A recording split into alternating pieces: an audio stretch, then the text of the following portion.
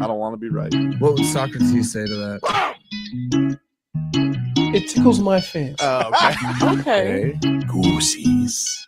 I don't have hair. Oof. You got Marcos. That's not. No, that's not. Wait. Yeah. That's true. You do got me. Get over here, Marcus. Let me look at you.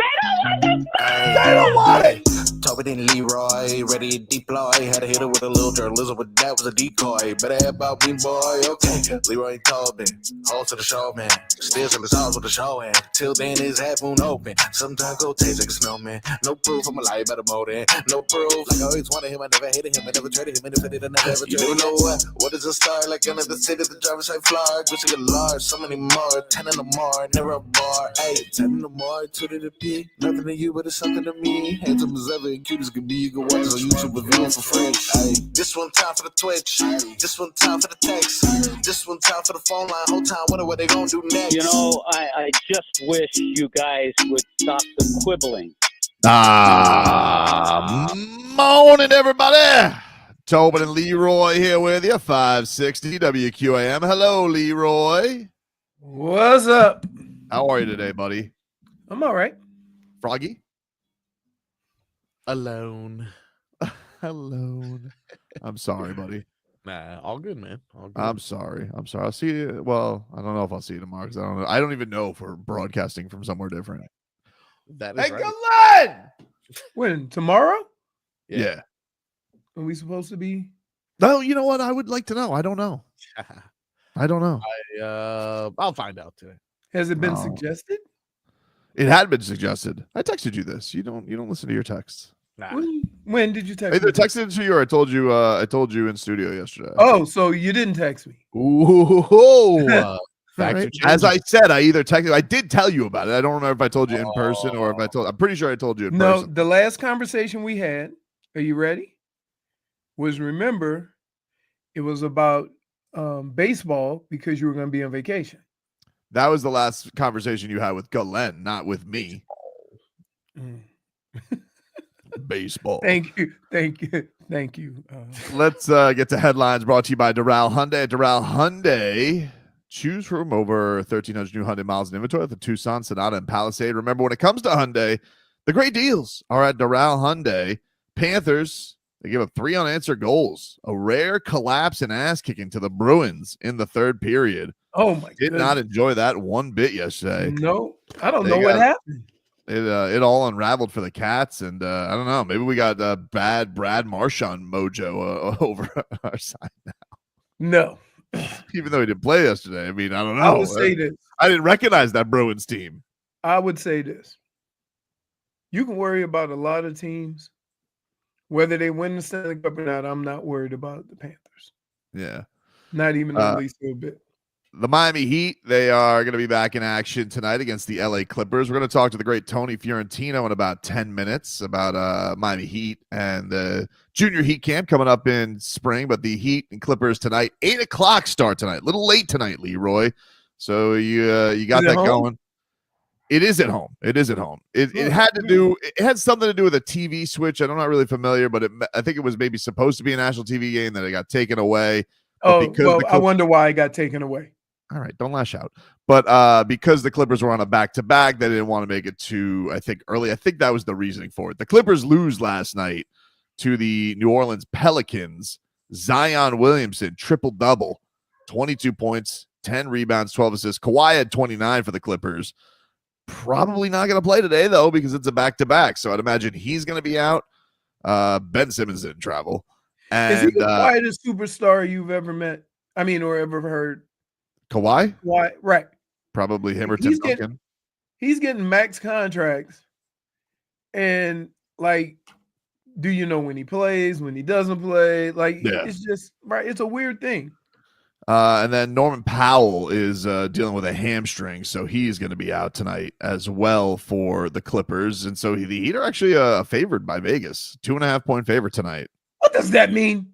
I'm just letting you know. Are they only going to play 3 quarters? I'll take the Heat. I don't know. I'm just letting you know. Dolphins making some moves. They signed wide receiver Nick Westbrook-Ikhine to a 2-year deal, a little over $6 million. I like this move, Leroy. This guy, he had Titans he had Titans Reddit in a spiral yesterday. They were very upset to lose him, which is always my go-to. Like, are they upset losing him? They seem upset losing him. You can be upset losing him, but who's gonna throw it to him? Tua? No, I'm talking about Tennessee. Well, that's the thing, is he had a lot of touchdowns last year, even with bums throwing to him. Right. You know? So he had 9 touchdowns. That's more than Waddle and Tyreek combined last year. Bigger, you know? So a little change. Well, maybe we can throw. Are we throwing fades to somebody over 6 foot? Exactly, dude. Exactly. A little 6'2" action. I like it. The Dolphins have just signed Terrell Dodson to a 2-year deal, $8.25 million after they initially split. You know what this offseason for the Dolphins feels like? What's that? I'm gonna say a basketball term. Mid-level exception. Yeah, a little bit. The Dolphins also got some compensatory picks yesterday, a third, a fourth, and 2 7s for their free agents leaving. So that puts the Dolphins up to 11 picks. And finally, before we take a break, Tiger Woods ruptured his Achilles. Yeah. Training at home. That's a bummer. Boy, you know what? Let me say this. I think he did something to it before now. Oh. Because when he did his TFL, was it TFL? Everybody was talking about how bad he was moving then. Right? So and plus he's got from the accident, he's already been walking, putting a lot of stress on that. But last week when they were showing him, people were commenting on how bad he was moving then.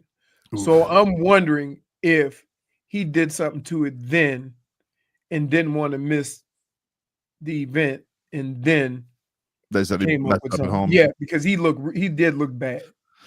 We'll take a break here on the show. We're going to talk to the great Tony Fiorentino, talk a little Miami Heat basketball with him as Junior Heat Camp is coming your way for the spring breakers out there. The coach, he's going to join us coming up next.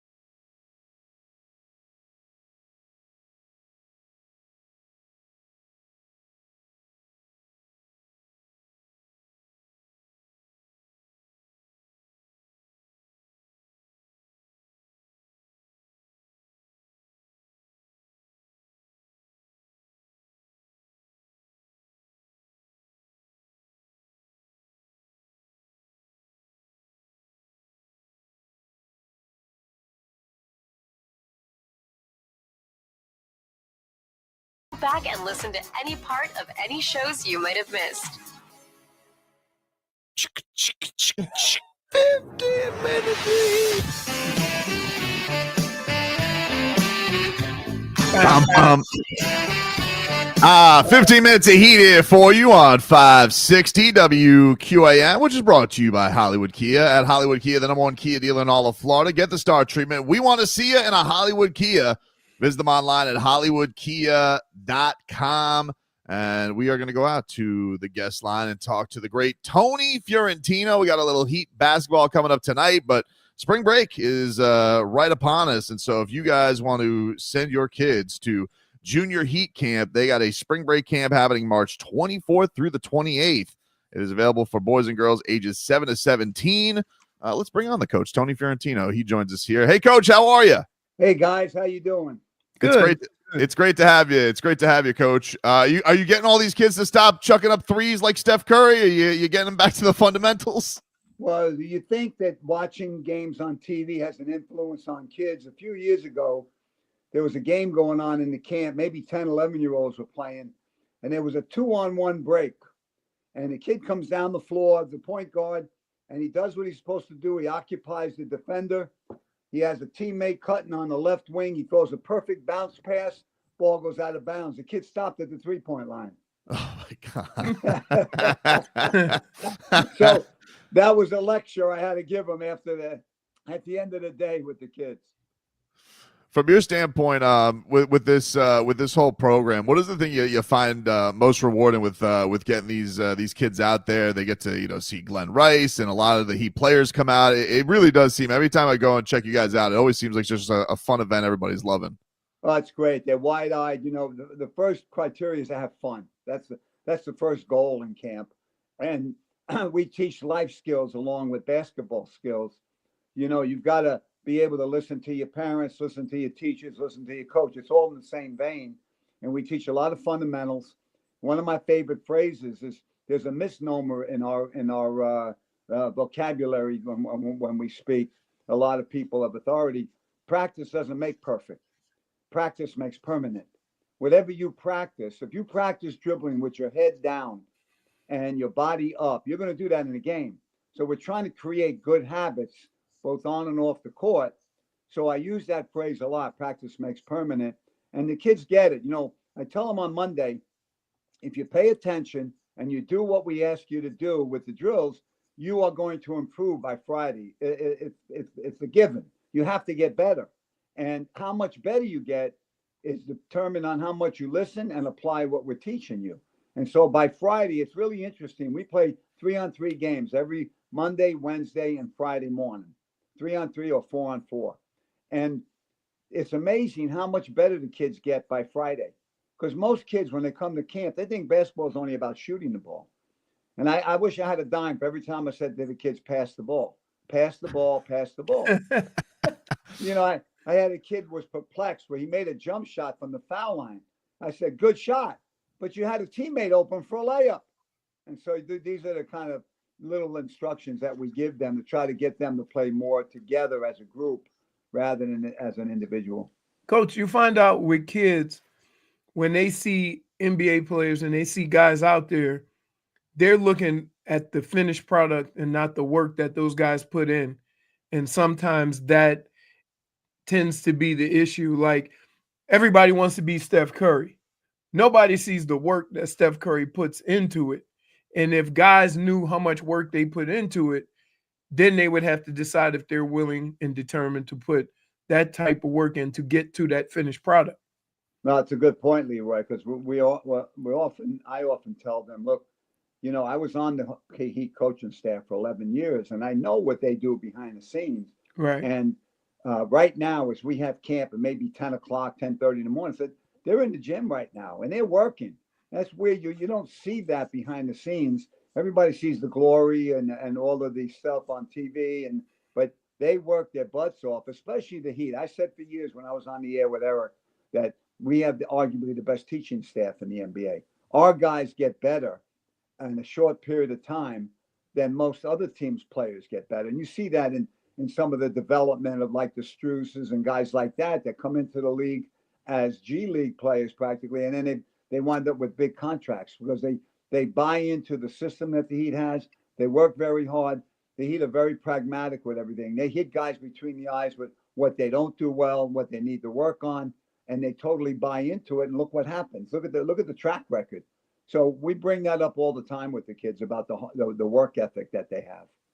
Junior Heat Camp is going to be going down March 24th to the 28th. It's going to be at Slam Miami High School. You guys can register now, heat.com, and go check it out. The great Tony Fiorentino joining us here. Coach, so being on a staff, what is this time like right now for the staff? You guys are just, you're trying to figure things out. For whatever rhyme or reason, the Miami Heat they have so many good things happening in a game, and it just falls out from them in the fourth quarter. What is this like of just searching for answers, and what do you think is just going on right now behind the scenes with this team? I'm sure Leroy experienced this a little bit. When it seems like at times when you seem like you can't lose. You know, when we had LeBron and them and Wade and Bosh and guys, we won 27 games in a row. We were down 28 points in Cleveland, the worst team in the league, and won the game in the fourth quarter. I mean, it was unbelievable. And then you got the other side of it, where no matter what you do, you seem to be snake bit. You know, the other night, the Heat are down 2, and Bam's got an easy tap in at the basket, and it rolls around the rim and out, and they get a layup at the other end. It just seems like when things are not going well, the ball rolls the wrong way, shots that are usually made are missed, and little things that happen in your favor seem to go the other way. So you feel snake bit. You can't fall into the rut, though, of the psychological aspect of it, saying, okay, you get towards the end of the game and you have a lead, and you start thinking, oh, we can't hold on to it. I'm sure that none of that enters their mind, but psychologically, innately, some of that could get in there, and you kind of like force yourself, or you wind up not winning the game because maybe there's a little doubt there. Well, so I know that Coach Spoelstra, to me, is the best coach in the NBA. He's got a great track record, be in the Hall of Fame one day. The approach that they always take is he's always positive. They're working hard, and you just know they're going to break through, but just don't know where or when. And now the schedule's getting harder with, a lot of good teams coming up in a row. So they have to find a way to get through for that one win, get that confidence back, and then you roll from there, because they still got a shot, of having a better seed going into the playoffs, going into the play-ins. And then, you saw what happened 2 years ago. The Heat had to win that game against Chicago after being down with 4 minutes left to get to advance, and they got to the finals. So you never know. Coach, this is just me, and I've played in games like this where sometimes you're playing the game, you're doing all your sets, you're running all your plays, but you're not aware because you're so focused on kind of, running through your plays and being good at that you become unaware of where you are in the game. And it seems to me that sometimes, like, somebody needs to say, hey guys, here's where we are. Let's get a bunny. Let's get free throws. Let's slow this thing down, because they come down and they're still chucking up threes and they haven't been shooting it well. And they just keep doing the same things when they go down the court. Have you ever, what do you tell a team that is, say, all of a sudden they hit a cold stretch shooting three and they've shot the ball well for 2.5, 3 quarters? What do you tell a team like, okay, let's get to the rim. Let's get to the free throw line? Some players are aware of this. It seems like they're not aware of where they are in the game at times. Well, it's a good point, because human nature being what it is, when your team is struggling, the better players try to do too much. And maybe there's a little bit of hero basketball, shooting, and that happens. It's human nature. And and especially if you're one of the leaders of the team, maybe you try to do a little too much because you're trying to make up for the loss, or trying to make up for what's not going on. All they can do, and I'm sure they do this all the time, they sit down, they look at tape, they show the players where this could have been different, that could have been different. The other night the Heat was up 2, they come down and shoot a quick three. I know what you're saying, Leroy. Yeah. And maybe that's not the time to do that. Get your offense set. But again, the human nature being what it is, you're trying to hit a home run. But usually when you try to hit a home run, you either hit a home run or you strike out. It's one or the other, and you want something in between. Right. And so it's a constant teaching element that they have. They sit down with the guys with the iPads. They sit down as a team. They look at film, and they see where they can improve. And they do this, and somewhere along the way, it's going to click in where the team, certain guys may have it, but you need everybody on the same page. And eventually it breaks through, because we've been at, when we first started, we won 15, 18, and 24 games. We lost 17 in a row before we won our first game against the Clippers in Los Angeles that first year. Certain things start to click in after a while, and you hope that tonight is the night that it starts. Coach, you always do such a great job with these guys. I see you go up to them before games about the improvements they're making and the work they're putting in. I'm curious what you're seeing with Jaime Jaquez this year. He looked like a guy, he played at his own pace last year, just let the game kind of come to him. And then, the sophomore year, I don't know if it feels like things are sped up or the league's adjusting, but it hasn't been as smooth, I guess, as the rookie year was. What do you make of Jaime's season so far? I thought he started out pretty well when the season started. Then he got hurt. And it seems like he never was able to get back to that point where he had the rhythm of every game. And it seemed like he had games where he was very good, and he had games where he seemed to struggle a little bit. His game is a power game, going to the rim. He's very good now with those little shot fakes inside, setting up opponents. He's a very good rebounder. He handles the ball well. I just think he never got really in that groove that he was in when the season started. And it's very difficult to get it back, because then he was out a few games again. Then he was out of the rotation because other guys were playing better.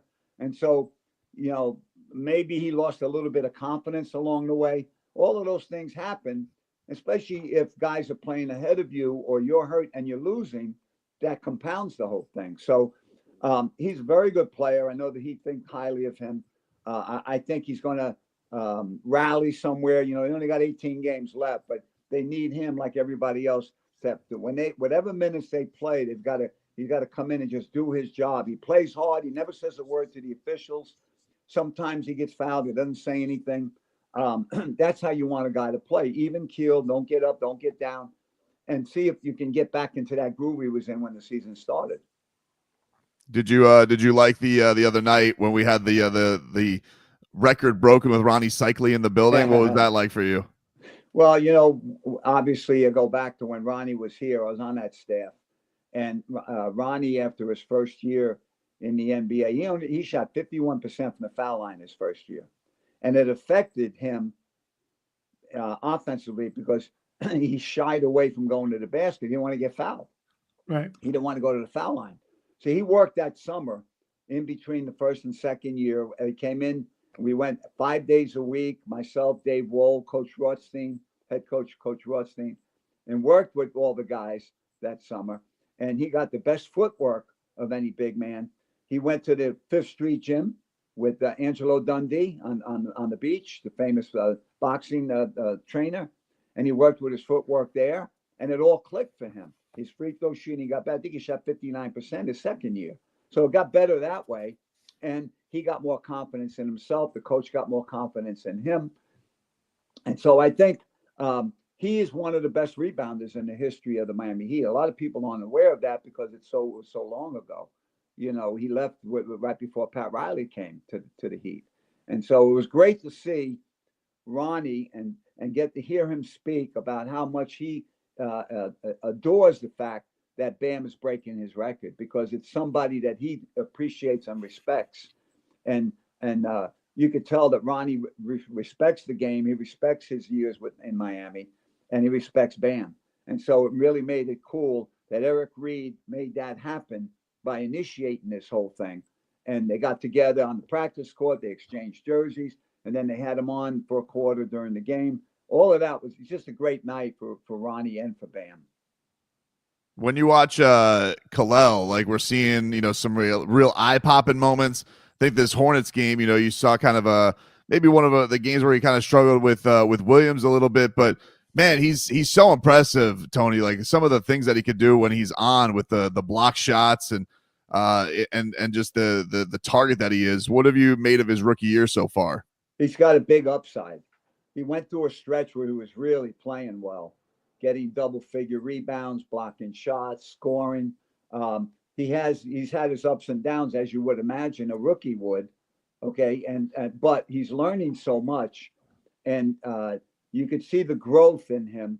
I thought earlier in the season, as a shot blocker, one of the things he had to learn, and he's learning it, he started to go after every shot. And then you start to realize that if you try to go after a block that you can't get, your man's going to get the rebound and put it in. He's learning those little nuances about when to go for the block, when to stay home, things of that nature. It's all about positioning. The other night, he seemed to be a little step away from blocking shots. Maybe, he'll position himself a little better by looking at the tapes with the coaches, things of that nature. Then offensively, just going to continue to grow. People don't remember that Bam, the first year or two, when Bam would catch the ball, his first or second, he wasn't even looking at the rim. He was catching the ball and he's looking to distribute. He had first learned to be more assertive, looking at the rim. I think that's what you're going to find out with Kel'el. He's learning so much. He's going to be so much more educated as an NBA player when the season's over than when it began. And then he's going to work, in the off season with the coaches. And he's going to come back for a good sophomore year. And so I'm excited about the capacity that what he can get to as a player. He's got all the tools. He looks like he's another one. He keeps an even keel, doesn't say much, doesn't get too excited, doesn't get down, doesn't get too low when things don't go well. You love that kind of attitude. And from what everybody says, he really works his butt off in practice. Is that a young big guy's issue? Like, I don't care who you are, deciding when to go block, when not to, going and defend the paint and then giving up an alley-oop, knowing when to go and when to stay. It seems like that is one of the issues he has all year. But is that just a big man in general when they first get into the league, is knowing when to go and when to stay, or, when to leave your guy?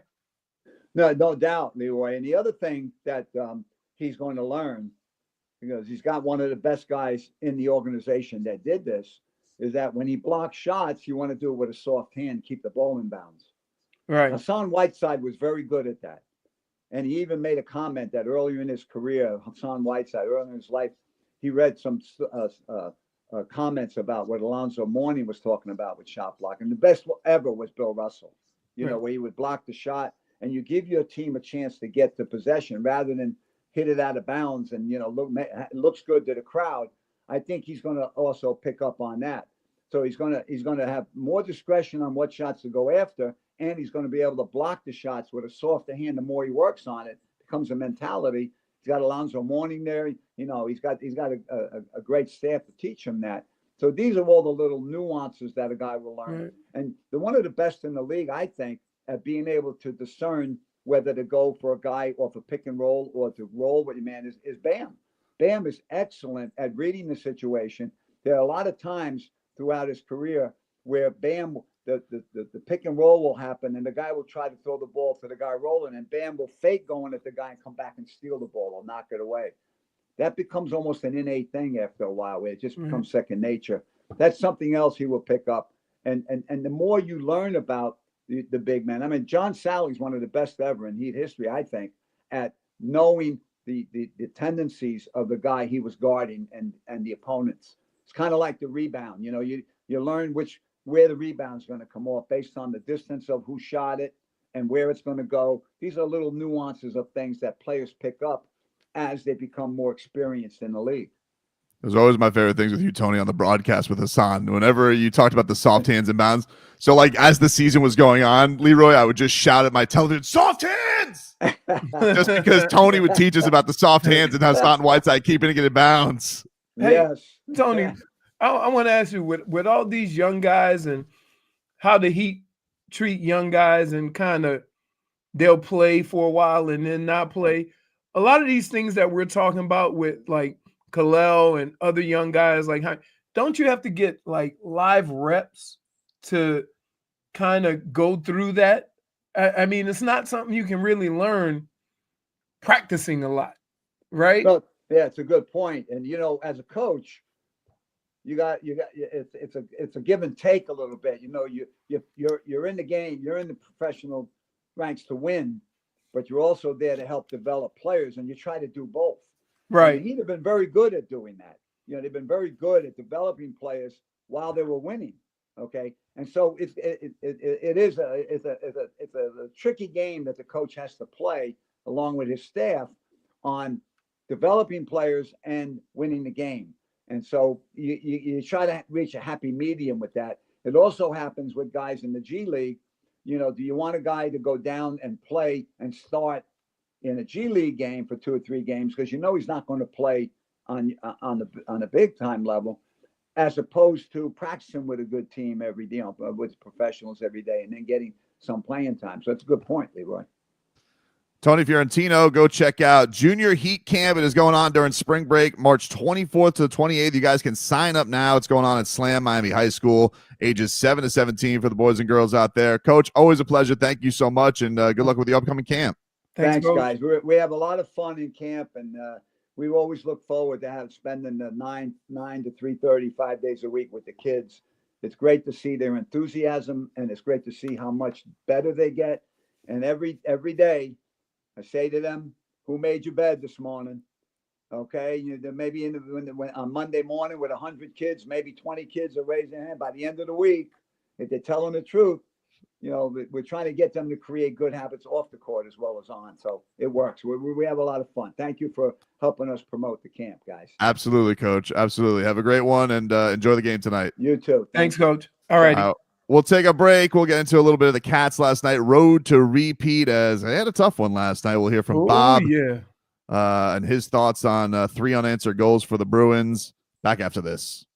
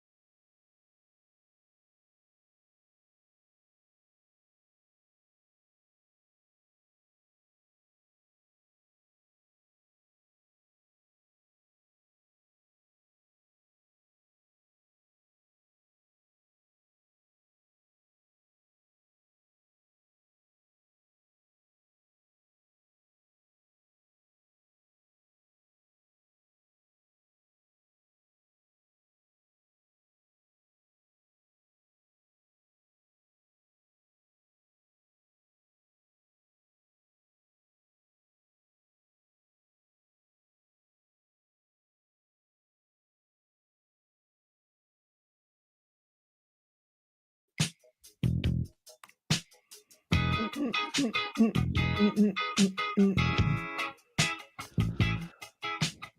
right, welcome back, everybody. Tobin and Leroy here with you, 560 WQAM. Thanks again to Tony Fiorentino for stopping by the program.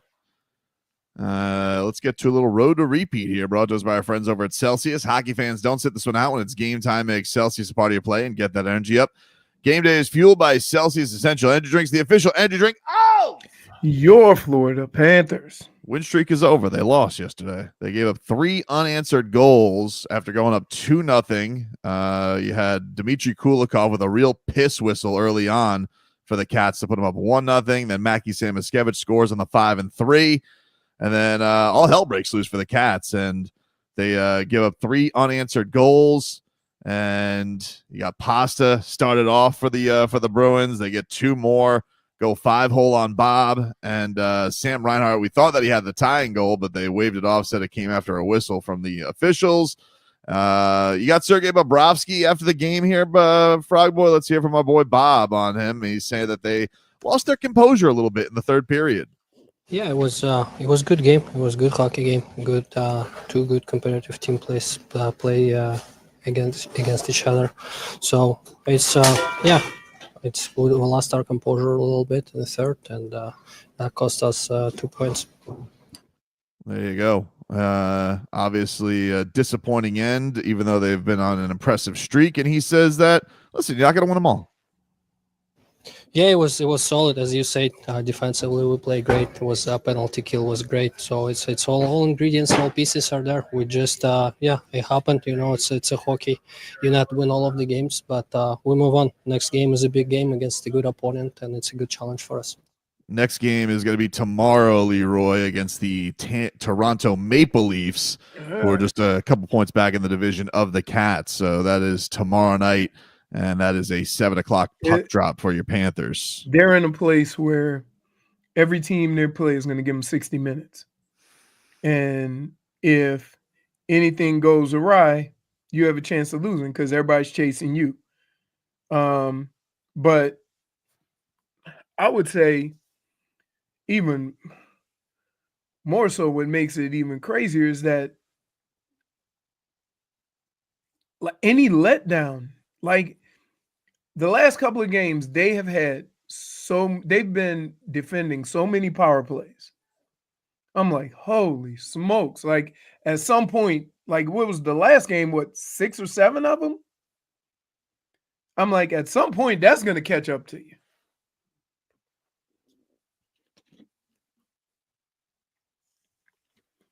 Oh my God, this dude.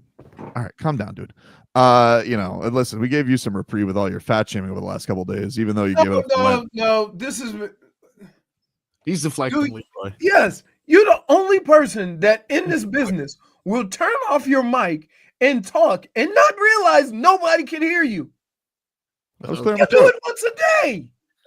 Well, not once a day, only when I'm home. So don't lie. Look, for both of you guys, for a guy who can't unmute or mute his site, now you're going after a guy who mutes his mic. You rascals. Well, no. That has nothing to do with me. That is a previous setting, somebody else who turns the mic up on the computer. So when it happens, I'm not aware of of it being on. And when I find out, I know how to turn it off now. But it's not me. I'm not the one muting or turning on the computer. You guys are a bunch of deflectors. I'm not deflecting. Kick saving a mute. Could have used that last night. Really could have. Could have used it last night, dude.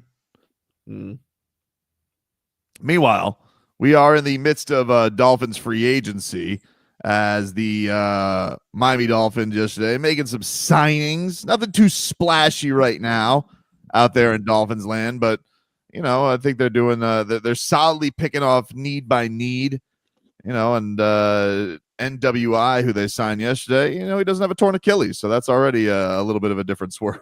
I need not for nothing. I do realize they got a lot of holes to fill, and the position they need the most is the scarcest, and that's big uns. That being said, do you think that they should? I mean, I don't know. Here's the problem. Sometimes what you need and what's available put you in a bad spot, right? So I don't know if where they are drafting, there's going to be quality offensive linemen available because everybody's having the same problem. Everybody's trying to protect their quarterback. Everybody's bringing in. Hell, Chicago Bears signed what? 5 offensive linemen? Yep. So everybody is looking for the same thing, to protect their quarterback. When you're in a situation like that, I appreciate that instead of going out and spending big money for it, they fill these other needs and then they'll address it when they can. But as a fan and as a person who follows the team and talks about the team, something got to happen up front pretty soon here. Because you can't have the excuse of they're all rookies. Nobody's gonna, no, absolutely not. Yeah, no one's going to deal with that. But I mean, I think that you're going to go into this draft, and you're probably, I mean, maybe they find one more guard for sure, but I mean, it's also a possibility they take one. And that guy, if you're going to take somebody at 13 for a guard, I mean, that guy's going to expect it to start day one. Correct, absolutely. But what if you get to that pick, and the guy you want's not there, or the guy you want's not there, or who's available you don't want? You trade down, right?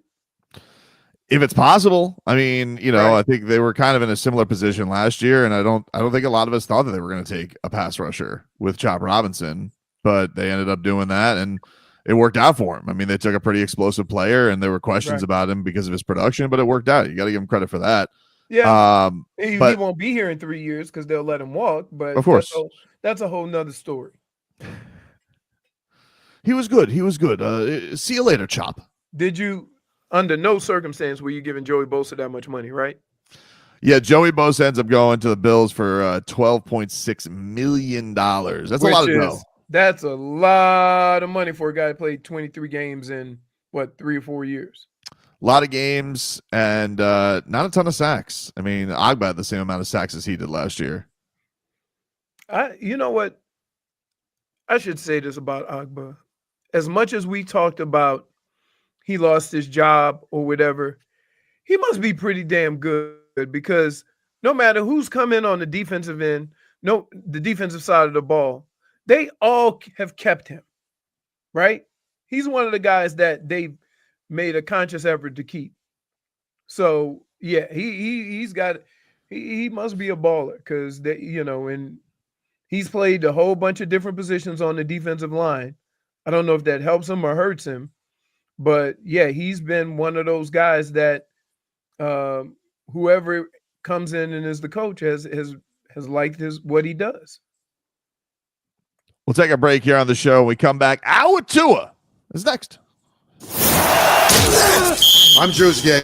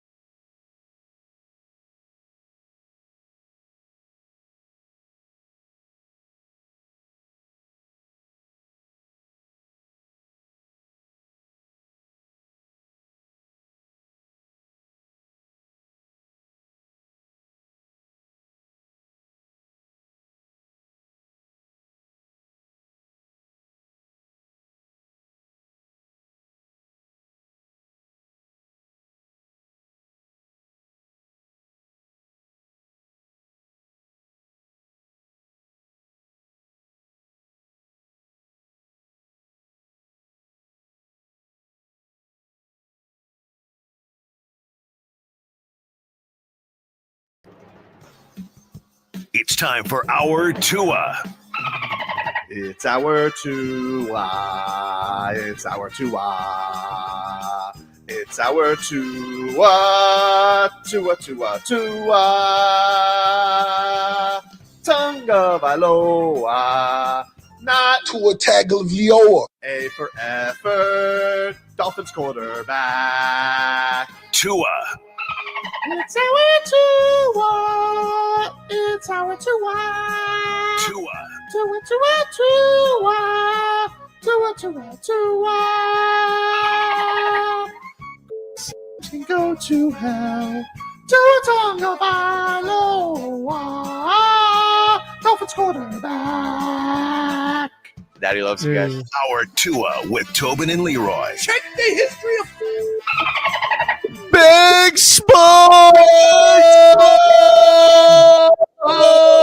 Wow! Wow. She took the day off to take my cousin to the beach. Oh, very nice. And What a Rebecca is home. Nice. And they go, "You want to go to the beach?" I'm like, "I got to work." You don't have. I mean, you could have gone to the beach. No, you missed it. He hates the beach. Oh my goodness. What did I miss? You don't want to spend time with your family? I don't want to go to the beach. Why? It's a lovely place. For intangibles. All right, dude. It's a lovely place. So you may get a little seaweed on your foot. Oh, Wait, Frog Boy, you live in seaweed. What are you talking about? that hurts. Exactly. That hurts. Exactly. Don't downplay your living arrangements. You know, just trying to be normal. Headlines are brought to you by Doral Hyundai. Doral Hyundai, choose from over 1,300 new Hyundai miles in inventory. The Tucson, Sonata, and Palisade. Remember, when it comes to Hyundai, the great deals are at Doral Hyundai. And we are watching NFL free agency all around. I saw a report, Leroy. You see Kirk Cousins is going to Cleveland, apparently. That's the rumblings out there. That's the word. I don't know. That means that they're going to draft Travis Hunter. I don't know. I figured I'd throw it out to you, see if you had heard anything from your Cleveland peeps. No. Here's the deal. Travis Hunter would make a bigger impact. But if you sign Kirk Cousins, are you preparing yourself to go through another Deshaun Watson, but in a different way? Right? Like you're giving a veteran. I mean, he's not gonna make a lot of money because he's gonna get all that money from Atlanta. Okay. All right. So do you bring in Kirk Cousins and then you draft a quarterback? God, that would drive him nuts, huh? I mean, not really. You don't think Kirk Cousins, if he signed with Cleveland and then the next day they drafted Cam Ward, he'd be like, "Are you kidding me?" Again? Because here's the deal. What? Kirk Cousins is not a long-term thing. He has to know that. I don't think he did last year. Remember all the reports were that he was blindsided by the Penix thing. Blindsided. I mean, but keep in mind, he also was hurt and he kept it away from the team. All they saw was his performance. What do you mean he was hurt and they kept it away from the team? We all saw that He had Achilles. He had a hurt shoulder. Oh, I didn't know that. Yeah. And he kept it away from the team because he didn't want to lose his job. But then he started playing like crap and they replaced him. So I don't like when you have a bunch of needs, and here's what I'll say to that. When you have a bunch of needs, is it really a good idea to go quarterback and spend resources in free agency and then draft a quarterback when you could go one or the other and fill some other spaces? Yeah, I wouldn't do it. I think if they're going to get Kirk Cousins, I think you're not drafting. Well, I guess we don't know if Cam Ward is going to fall to them, but you're not drafting Cam or Shedeur. So then you're going to need to do something in the wake of this Deshaun Watson thing. If the plan is to, and if everybody has a plan of taking Travis Hunter, right, then I could see bringing Kirk Cousins in. So if they sign Kirk Cousins, my guess is that they would take Travis Hunter or trade down. Yeah, it's possible. I mean, you don't know that it depends on like what you feel like about Travis Hunter if he's good enough to do that, which I think most people do. I would say he's always been up there.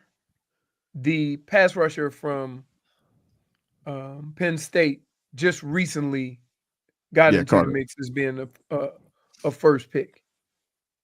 Well, this is the kind of time we're in right now. Like it felt like we had our three guys that everybody was going to go to, and now everybody is starting to, what is this guy? I mean, there was like stuff over the internet that Shedeur was going to fall out of the first round over the weekend. Yeah. Again, my only thing is that when you watch a lot of his highlights, and all I have is highlights. I don't have the daily grind or the game-to-game grind that I saw with Cam Ward. So my view of these two is going to be a little different because I've seen more of Cam Ward. But every replay that I've watched, he's throwing to one guy. And so how does that play into when teams look at, a quarterback throwing to the Heisman Trophy winner? I don't know. I mean, I don't feel like it was a carrying job by Travis Hunter at all. No, I'm not. But I'm just saying. Oh, okay. Like this has the makings of, and I can put it to just having a close experience with this. Dante Culpepper or Randy Moss. Mm-hmm. They got rid of Randy Moss, and Dante Culpepper wasn't the same. Right? So how do you look at that? How do you look at those situations? There's certain guys that play quarterback that are aided by the fact that they're playing around great players. There's other quarterbacks who elevate. There's not a right or wrong to the success because in the end, the quarterback has success. But when you're deciding on a quarterback, do you have to take that into account? Because they did it with Josh Allen. Remember with Josh Allen, they said, he wasn't thrown to Division I players, right? So his numbers, he wasn't throwing at times. He wasn't throwing at anybody because he was just missing. Right, but so like I don't know how to, I don't know how to look at that because normally, in the cases of who's the first pick in the draft, most of the time they come from pretty successful, universities or colleges or whatever, right? You look at the Joe Burrows. You look at, the last guys that I can think of who weren't that successful in college were Josh Allen, Jared Goff, and what's the quarterback that won the Super Bowl with the Eagles? Nick Foles? Not Nick Foles. The after. Oh, well, Wentz was a Division II guy. Yeah, he played. Right. He played South Dakota State, North Dakota State. And then, so I don't know how they evaluate these guys and how they grade them, above one another based on that. I mean, how much success did Patrick Mahomes have in college? He was, their team was okay. All right. Right. So I don't know how they're looking at, Shedeur and how they're looking at Cam Ward. Like you can clearly see with Cam Ward, the team was good, the defense was terrible. You can say that unequivocally. It's not even a question. Right. Not even a question. Not even a question. Right. And then you have Shedeur throwing to the Heisman Trophy winner. So how much of that is him being accurate, making reads, or how much of that is Shedeur just being great? And then plus you also have to deal with like, you know, the headlines are going to be there all the time because of reaction because he is Deion's son. Where it's like Cam Ward's just Cam Ward. There is an element like Deion's going to be in the media. Deion's going to be asked about stuff. Deion could throw your franchise under the bus if he thinks they're stinking up the joint. I think, you know, I'm not willing to say that. I think Deion understands the game and understands the league to not put his son in that situation, right? So I think he's pretty aware of how the league works. He's aware of it, but I would say this, like if let's say he went to the Browns, right? And Stefanski, like you have to think about this. Like if you're Stefanski and you draft Shedeur and you guys don't have a good year this year, then there's going to be all those callings of, well, Deion should take over at the Browns. I'm serious. Like there's like I do think if you're a coach, you have to realize that, like, and especially I guess he's going through some kind of contract dispute with Colorado right now. So if like he's eyeballing his next move and it's going to be, well, basically wherever Shedeur goes, if I'm a head coach, I need to make sure I'm going to win with the guy because his replacement is probably going to be publicly, you know, saying whatever there is, and there could be a call to bringing in the you know, to bring in his father because they've had success together. Yeah, like I get it, I understand it, but at the same time, I'm having a hard time believing that I don't care how great your father was, that you can have that much impact on an organization. I think it has to do more with your play. And I think Deion wants his son to be able to walk on his own 2 feet, right?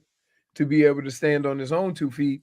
And if he keeps, you know, wouldn't he make it more difficult for Shedeur? You know, it's tough to say because we see all the time, we talk about if he's put into a bad system, like, I don't know if he goes to Cleveland or the Giants and it doesn't work out just because they're a disaster and the Giants are already on the outs. Like, yeah, I think there's going to be a drumbeat of Deion Sanders in New York taking over for Brian Daboll because they're already on their last legs as it is. And it's one thing to have a famous father. It's another thing to have a famous father who's really, really, really good at the media game. Right. And he's going to be so captivating. He's going to have everybody eating out of the palm of his hand. And I think that, yeah, if Shedeur goes somewhere, if he does get drafted that high, which I don't know that he will, but if he does, and it's a disaster just because he got drafted to a bad franchise, this was kind of all of the thing that was put out there before, right? Where he was going to pull the Eli Manning, the Archie Manning of like dictating where his son was going to go.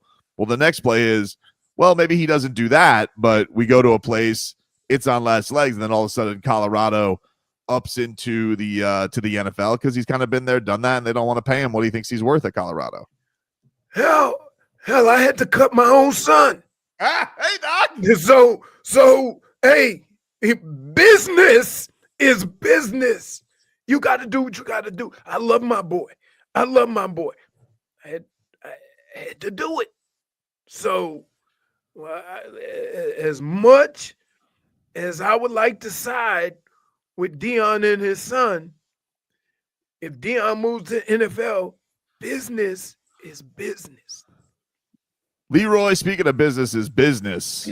Live. Tell all the people of the business going on there with Live Golf coming back down to Miami. Oh, yeah. You know we like to party.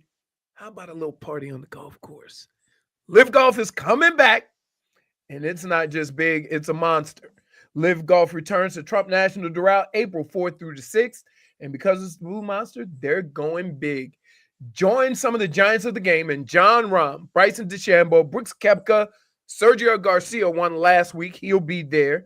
They have a huge DJ set, epic street food, and ska punk legend Sublime headlining on Saturday night.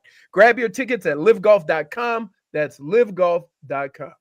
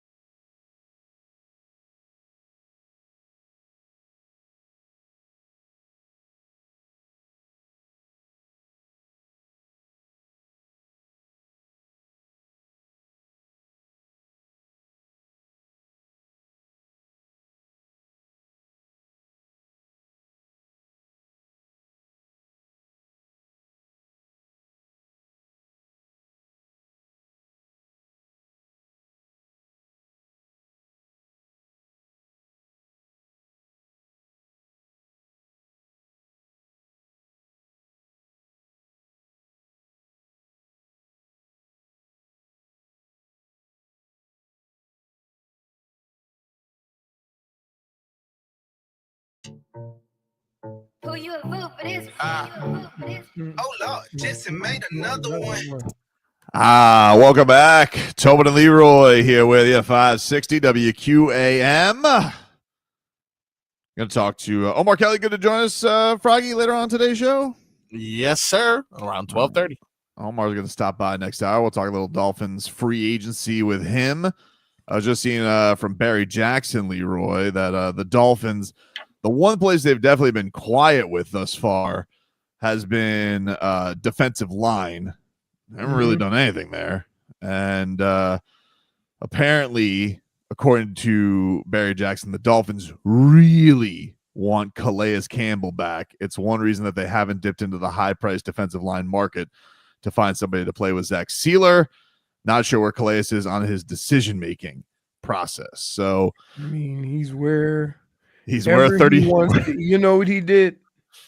Here's what Calais Campbell has done. He has earned the right to take his time. He took his time last year. I mean, that was a pretty late signing for the Dolphins. And man, they got lucky that he was as good as he was at his age. We're still hungry. That's right. Which is amazing that teams did not want to pay him. It is crazy, right? It's really crazy. And what are the Dolphins? I mean, I can't imagine he's going to do another. Didn't he sign for the minimum last year? I don't know. I think he signed for real cheap, dude. I mean, put it this way. He was more important to this team than Joey Bosa was to any team. And Joey Bosa got $12 million. Right. So if he's sitting back looking at all the D linemen and what they're getting and the contracts that they're getting, if he only made $2 million last year, you think it's going to cost you 5 or 6 or 7 to get him back for one more year? I got to think, right? Like, you got to feel like it's got to be a little sweetener, right? He signed a 1-year, $2 million deal with the Dolphins last year, $800,000 signing bonus. It's got to be, like, at a minimum, here's what I would say. Give him $2 million up front, $6 million. Right? I mean, that's where it's got to start. Because here's the problem. What you asked him to do versus what we thought he was going to do. Right. He far and exceeded anything that you wanted of him and his production. So he needs to be rewarded for that. He's been playing long enough that if it's not enticing enough, he'll just say, I'm good. Calais, Karen says, Calais deserves a Super Bowl contender, not the Finns. Look, I'm not going to disagree with you. If I was him and you know that he wants that ring, he could certainly, hell, hop onto any NFC North team or who knows? I mean, Philly's got a ton of free agents. I don't know where he'd want to go, but I'm sure there is a little bit of stuff that brings him to wanting to be on this team because, look, he could have made a stink last year and gotten out. He didn't. He did stick it through the entire way. So, I mean, maybe he really likes it. And, I mean, Zach Sealer's eyes are dreamy. So, you look to him, it's he's like, don't leave me like Christian Wilkins did, please. And then, First of all, does he have to determine whether he's going to play? Of course, right? One would think. Then determine where. And when is that decision for a 38-year-old? Like what is that? August 1st when you decide? That decision is going to be that decision. If I am a team, though, I do go to him and say this. We're going to compensate you, but we just need to know if we're going to use this money on you or go get somebody else because there's slim pickings out there. Right. So it's one thing to have the $6 million to give to Calais, but he's about the only guy you give that $6 million to. You see what I'm saying? For sure. For where he stands with the team and what he did with the team last year. Right. And you got to feel like, you're probably getting a little sweetener from him. But yeah, you got to make that right. That was crazy what he did last year on that deal. Pretty much. He's a giant. I Yep. really like his voice. I would love it. I don't want to lose him. Yeah. He did yesterday, I think, who was it? It was Cap for Life that mentioned his name in the chat. So I did some research to see, but we didn't find anything on Twitter. But on his Instagram, he actually released something on his story, which leads he may be coming back to Miami. This is what he said. I see trees of green. Got me really excited. I can't believe I fell for it. He gets me with that bit every time. Still good. Cap for Life says, bro, I never mentioned Calais. I said Elijah Campbell. You just said Campbell, dude. And you want to know something? All respect to Elijah Campbell. That's not the first place my mind went. Right. Did he Like, what the hell? You think I'm gonna think of utility defensive back on special teams, Elijah Campbell, when you said Campbell? Of course I'm thinking Calais. That comes to mind first. Definitely not. But either way, it would be cool to get him back. But that definitely is a note. If he doesn't, I mean, I don't know what they do. Maybe then maybe you gotta go ugly on the other side of the board in this draft. I think I forgot who it was this morning. It was Joe Rose, but they were mentioning his value goes beyond the football field. That locker room is kind of broken right now, and they need veterans like Calais Campbell, Teron Armstead, and stuff to fall in line to make sure that everyone else has like who's the culture for the Miami Dolphins right now. I understand that. I'm not dismissing that, but here's the thing: is like he was there last year, and there were still problems. Like it's not like there were if there are locker room problems, and it happened with him there. Then I don't really understand. I don't know if that's necessarily the thing. I'm just genuinely saying like, no, the guy's still a good player. He's a freak at his age. That he's a monster, Right. and he can produce for you. There it is. I think part of it is you can't go to a new team and just take over like that when they have veterans on the team. So to say that he's not a leader is a bit unfair to, how you go to a new team. No, I'm saying he's very clearly a leader. I'm just saying even with him being a leader, there was still like all those things of there was tardiness problems and everything. So I don't necessarily know if I'm just saying the locker room's. I don't know if the locker room's going to make or break with Calais Campbell, but I do know the defense is not going to. If they don't have a suitable replacement for him, a defense that statistically was good, even though they didn't make the big turnover plays last year, they were rock steady, and he was a huge reason for that. And if you don't have him, you better have a damn replacement for him and some kind of plan for him because there is no replacement for him. There's none of those guys available. They're just not available right now. That's part of the problem with this whole situation is that, okay, if Calais retires or Calais decides to go somewhere else, right? Who out there is like that? Who's going to give you the production Calais Campbell did? You're hoping maybe Agba, move him inside? Right.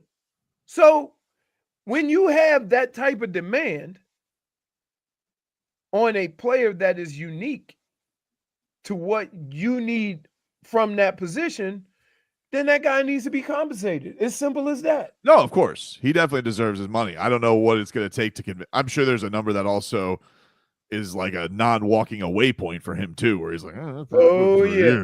Hey, Deshaun Watson would have never played in Cleveland. Yeah.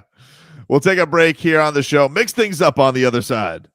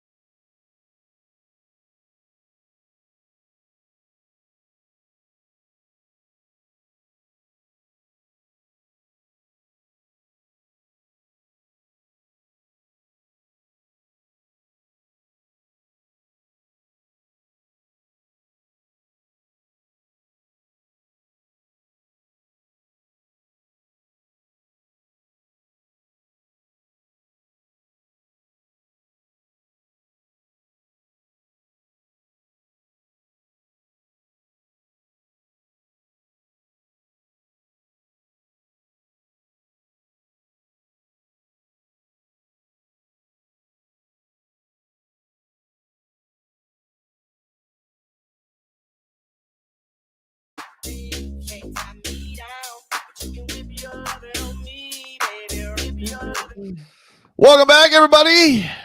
Leroy. What's up? Can we get a weather update from the Demesman and Dover law firm? YourAccidentAttorneys.com. Free consultations 24/7. Call them at 866-954-MORE. Very brisk this morning when you woke up. Yep. What a beautiful day, though. In the neighborhood. In the neighborhood. I'm not sure if it's like beach water day.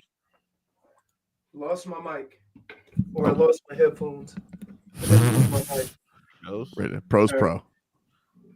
Well, hey, man. What? The winds are relatively calm right now. I'll say 5 to 10 miles an hour. Not a cloud in the sky. I'm going to guess the winds are coming somewhere out of the north, maybe northwest. I can't really tell because there's nothing moving. And I'm going to say it's 75, 80 degrees with no chance of rain and a really pleasant day. Wow. How do you do, Frog Boy? He is correct. Sunny right now is what the weather is listed at. 77 degrees. Winds out of the east, southeast at 10 miles per hour, which means it will be warm enough. But you are still looking at a low of 59 today and waking up tomorrow to 65-degree weather. There you go. That is our weather report from the Demesman and Dover law firm. YourAccidentAttorneys.com. Free consultations 24/7. Call them at 866-954-MORE. 866-954. J-Fig, you took the number away. 6673. Boom. Boom. Frog Boy. Yes, sir. Would you care to mix it on up? Indubitably, sir.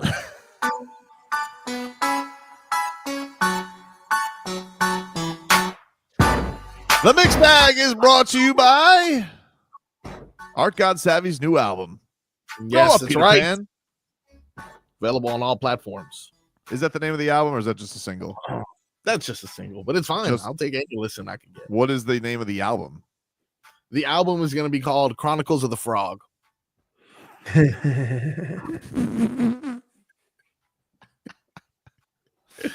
You need to have like one of those things where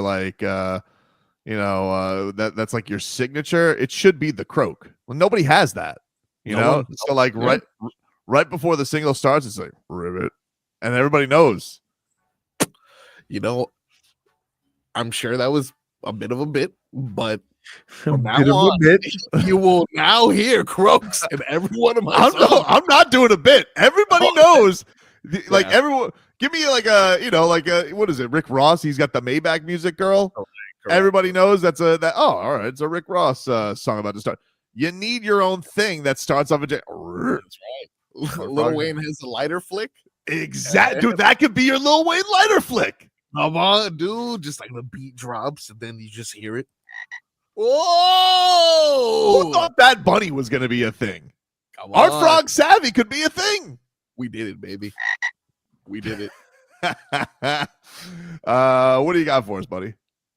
I am going to begin teetering the line of copyright infringement, sir. I got photos available to avoid any sort of mishap. But what I want to explain today is the miraculous 4-point play to end the Pacers versus Milwaukee game. Leroy, did you catch that by any chance? No, I didn't. I just saw it on the scroll.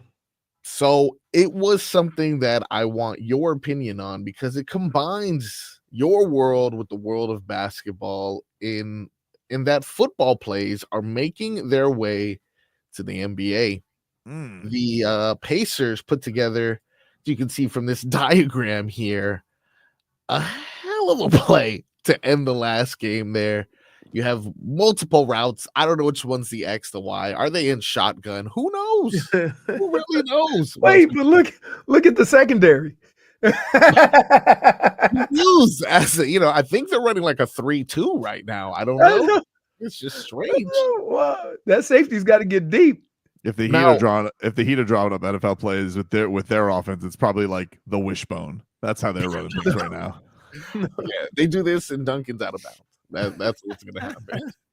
It ended in this beautiful 4-point play by Tyrese Haliburton. Oh my God, it was crazy. It really was like, a great design play, but at the end of it was an amazing shot. Look how high he got. Yeah, he's He's definitely already, what, 6'8"? He's kind of got like a sneaky ownership over the Bucks, doesn't he? I feel like he always beats the Bucks. Remember, he was mocking Damian Lillard last year with the Dame time. Like, I feel like he's kind of got like a Trae Young Knicks thing going on, where he just always seems to beat the Bucks. I didn't think of that. Except he's tall. Who? Tyrese Haliburton? Yeah. I mean, he's taller than Trae. I don't think he's 6'8". I think you're taking liberties.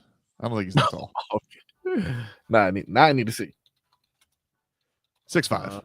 Not tall enough to play in the. I mean, so how tall is Giannis? Giannis is 6'11". 6'10", 6'11". Okay.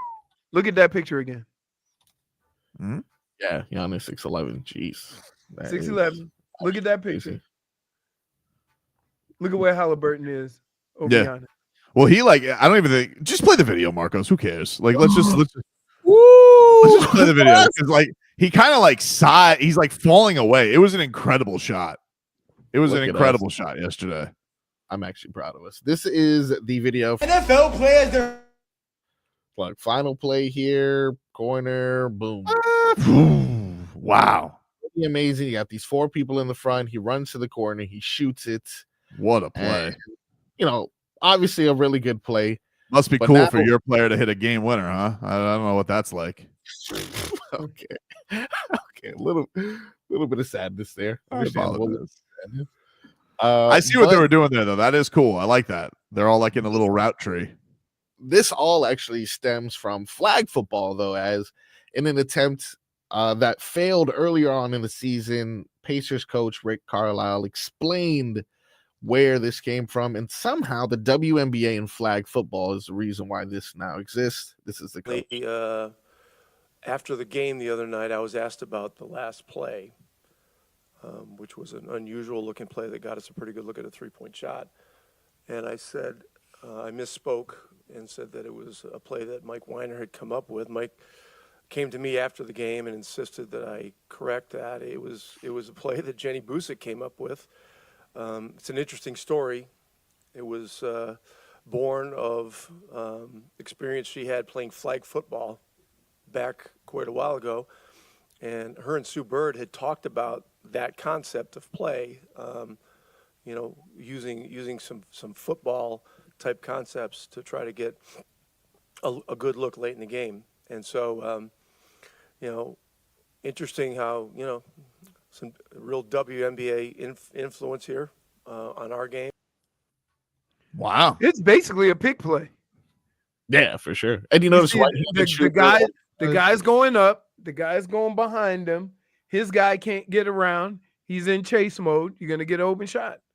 Now, what's incredible is I haven't seen him miss it yet. I mean, they showed 2 instances where they ran it, and the guy makes an incredible shot. Yeah. But, a little bit of football and basketball yesterday. Now, from that super cool thing to Miami Heat. Erik Spoelstra finally gets real. He finally gets real. Mm-hmm. He talks about the losses and how some of these losses really have no explanation, although I'm sure Toby can find. Yeah, I mean, you got to embrace just the competition. Embrace like how competitive these games are. I mentioned it, I believe, to you guys, but also to the team, that when they're preparing in July and August, they're not preparing for blowout games either direction. You're preparing, for these moments of pressure and context of games where there's meaning to it. So you can't have it both ways. You can't have it where, all right, the game doesn't mean anything, and then you play well. I mean, to have those kind of moments where it is exhilarating when you do get a win, there also has to be a consequence and feeling when you don't. And there's a deeper feeling right now with this locker room. The group really cares. It's some of these games you just can't even explain. We'll get to work and try to fix it. The things that are obvious, and there's things that are just happening. All right, dude. Just happening to us. And I don't know how it happens. I mean, There definitely have been ones where it's like, as Coach Tony said, there's definitely a snake bittedness to this season. Like, there's been some inexplicable losses. You're like, your coach forgetting how many timeouts he had. Can I say this? Okay. Can I finish my point and then you do it? Sure. Oh, but like, if it keeps happening, and it's a habit that keeps happening, like, to just tell people, oopsies, that's just how it's going this year. Like, come on, dude. Like, what I'm just supposed to throw that up to chance? Like, no dice.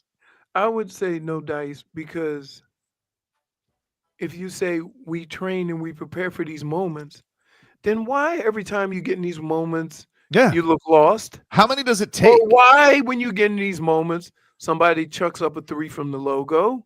And why do you insist on, like, not having the guys who are playing the best? Tyler at said that something. moment? Yeah, like Tyler said something after the game the other day where he was like, I'm just learning how to run things, in these moments. I'm like, dude, you've been in the league for 6 years. You're learning.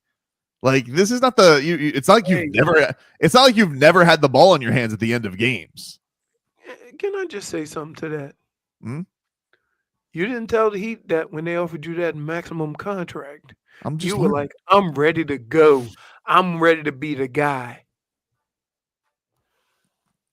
So I think obviously trying to find the right combination is one thing, but going down the stretch in the fourth quarter, a lot of the responsibility is on me and Bam to make the right play, whether it's for ourselves or for a teammate. And I have to be a lot better, going down the stretch. Not even just making shots, just taking care of the ball, getting the guys in the right spots. It's all a learning curve for me, and I'm learning as I'm doing it, and we continue to get better as I always do. Nope. No. You okay? Nope. Nope. Got me about to catch a case over here with this nonsense. Right? Like, look. And I asked Coach about it. To me, this seems like situations that have always worked out for the Heat, and now they're not. And instead of changing it, you just keep going with it. So, for example, me, in this situation right now, I'm putting Kel'el on the floor and I'm yelling at him and I'm coaching him up. You know why? Because I don't want to go through it again next year. And you see where you are. Get it out your system now so that when it turns around, and it could turn around this year, maybe there's a 10,000 rep type situation here that a big figures it out when he's going through this situation X amount of times. Mm-hmm. And by prolonging that, you're almost frustrating yourself even more because you're putting him in situations that he's trying to learn in and get mad at him because he doesn't do it right. Mr. Grip says, at least he's owning up to his dog bleep decision-making, shot-making, and dribbling at the end of games. I mean, it is accountable, but I mean, like, lunch money taken once. He shot a logo 3 once. Oh, that one he took, the one that drove me, the one against the Knicks when they were up, and then he shoots the 3. I'm just like, no. It's not like I don't trust Tyler Herro to hit big shots, but it is a noting of the time and place. Time and place, dude. Time and place. It almost seems like they have situations in games that if they just dribble the ball and let the 24-second clock run out, they'd have a better chance of winning. Ricardo says 7 years in and he's still on a learning curve. Grow up, Peter Pan. Well, let me say this. And here's where we've all gotten kind of spoiled with this sport.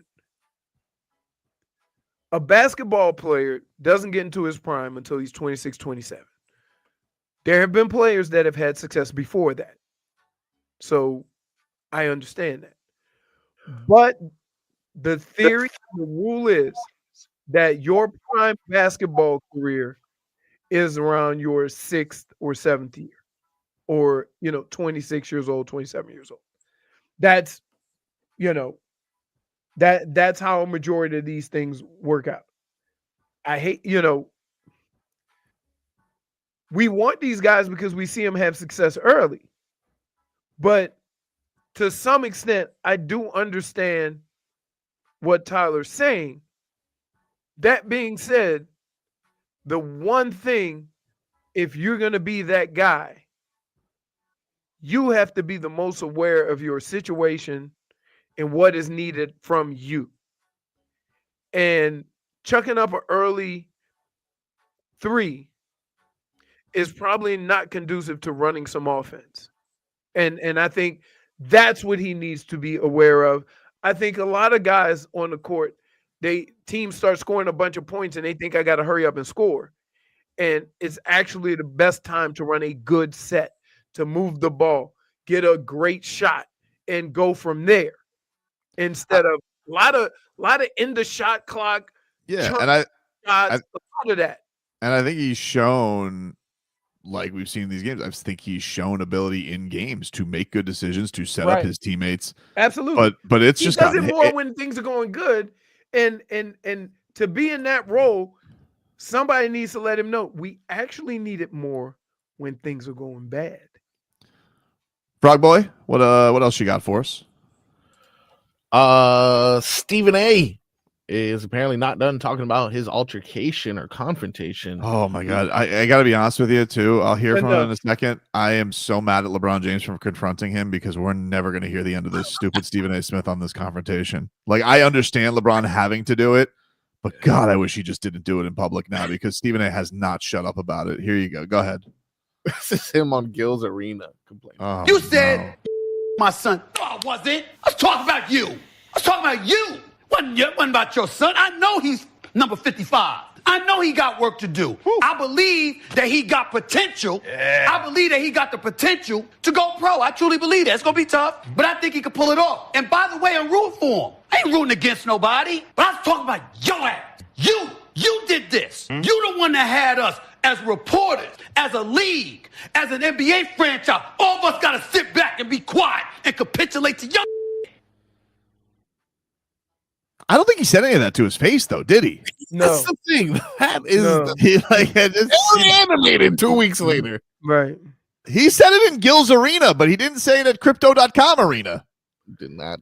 I just think, like, LeBron has said what he had to say, and then he moved on. This is very, very right? short. I don't get mad at no man defending his kid, right? And Stephen A. started his original conversation by acknowledging that. And now he's on a rant. Now he's gassed up. Right. Like, now he's gassed up about it. Well, LeBron didn't say nothing else. Nope. You just keep going. That's why I'm mad at LeBron. Yeah. So I would say that sounds like somebody got a little space, rent free. That's right. If you still going with it and that guy hasn't responded or nothing, right? Man. That is the mixed bag. We'll take a break. Get you caught up with your headlines. Back with more after this.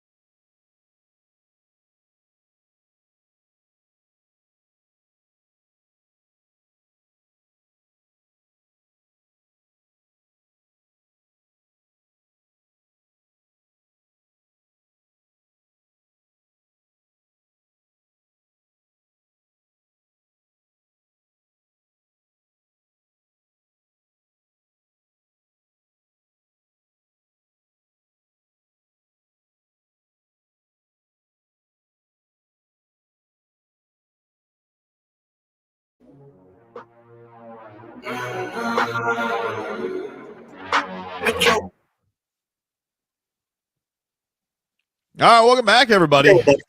Tobin and Leroy here with you, 560 WQAM. Want to let you guys know J-Fig is giving away tickets to her favorite metal band, Pantera, is coming to the I Think Financial Amphitheater in September, and we're giving away a pair of tickets to see them. For details on how you can win, keep listening to our show. It is a Live Nation show. Let's get to our headlines, brought to you by Doral Hyundai. At Doral Hyundai, choose from over 1,300 new Hyundai miles in inventory at the Tucson, Sonata, and Palisade. And remember, when it comes to Hyundai, the great deals are at Doral Hyundai. The Miami Dolphins today, they signed linebacker Terrell Dodson to a 2-year, $8.25 million deal. So the linebacker they picked up in the middle of the year from Seattle, he is back and will be back with the Miami Dolphins there with Jordan Brooks in the middle. So Dolphins got their linebacking core back with them for this year. They received 4 compensatory picks, a 3rd-round pick, a 4th-round pick, and 2 7ths. So the Dolphins will have 11 picks in this year's upcoming draft. Today, speaking of our Dolphins, Leroy, the brass is in Georgia for Pro Day. Okay. Some talks about the Dolphins possibly taking Malachi Starks, the safety, out of Georgia in the 1st round. That was in some of the early mock drafts. I don't know with the recent safety signings if that deters that in any way. But this is Mike McDaniel, boots on the ground in Georgia as he was out there scouting, getting ready. He's got his adorable little backpack there. Hey, why does he look like the son of the guy he's standing next to? I don't know, dude. I don't know. Right? It says, let's see who's there. It says that Anthony Weaver, Dolphins head coach, is there. Anthony Weaver and Chris Greer are all there at Georgia's Pro Day. I think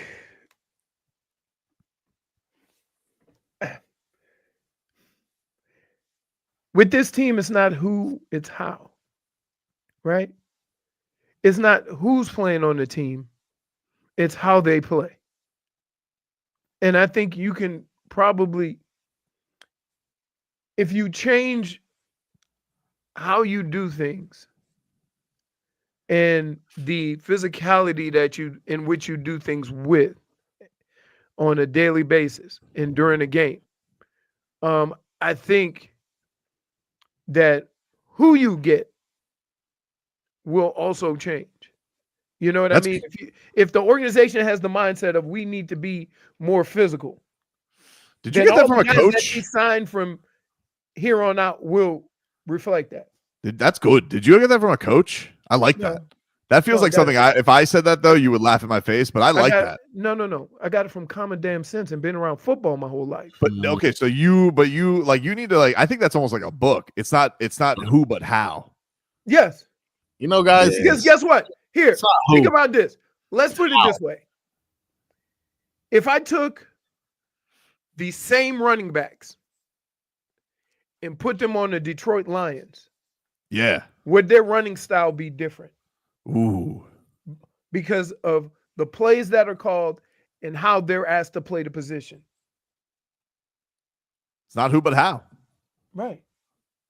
So while we trying to find all these guys, I want them to find some people with some stones in their pants. I want them to find, no, that's turds. Stones. Some guys that are going to go out there and play a physical style of football that at the end of a game, I can send them out there and say, go in this. Offensively or defensively.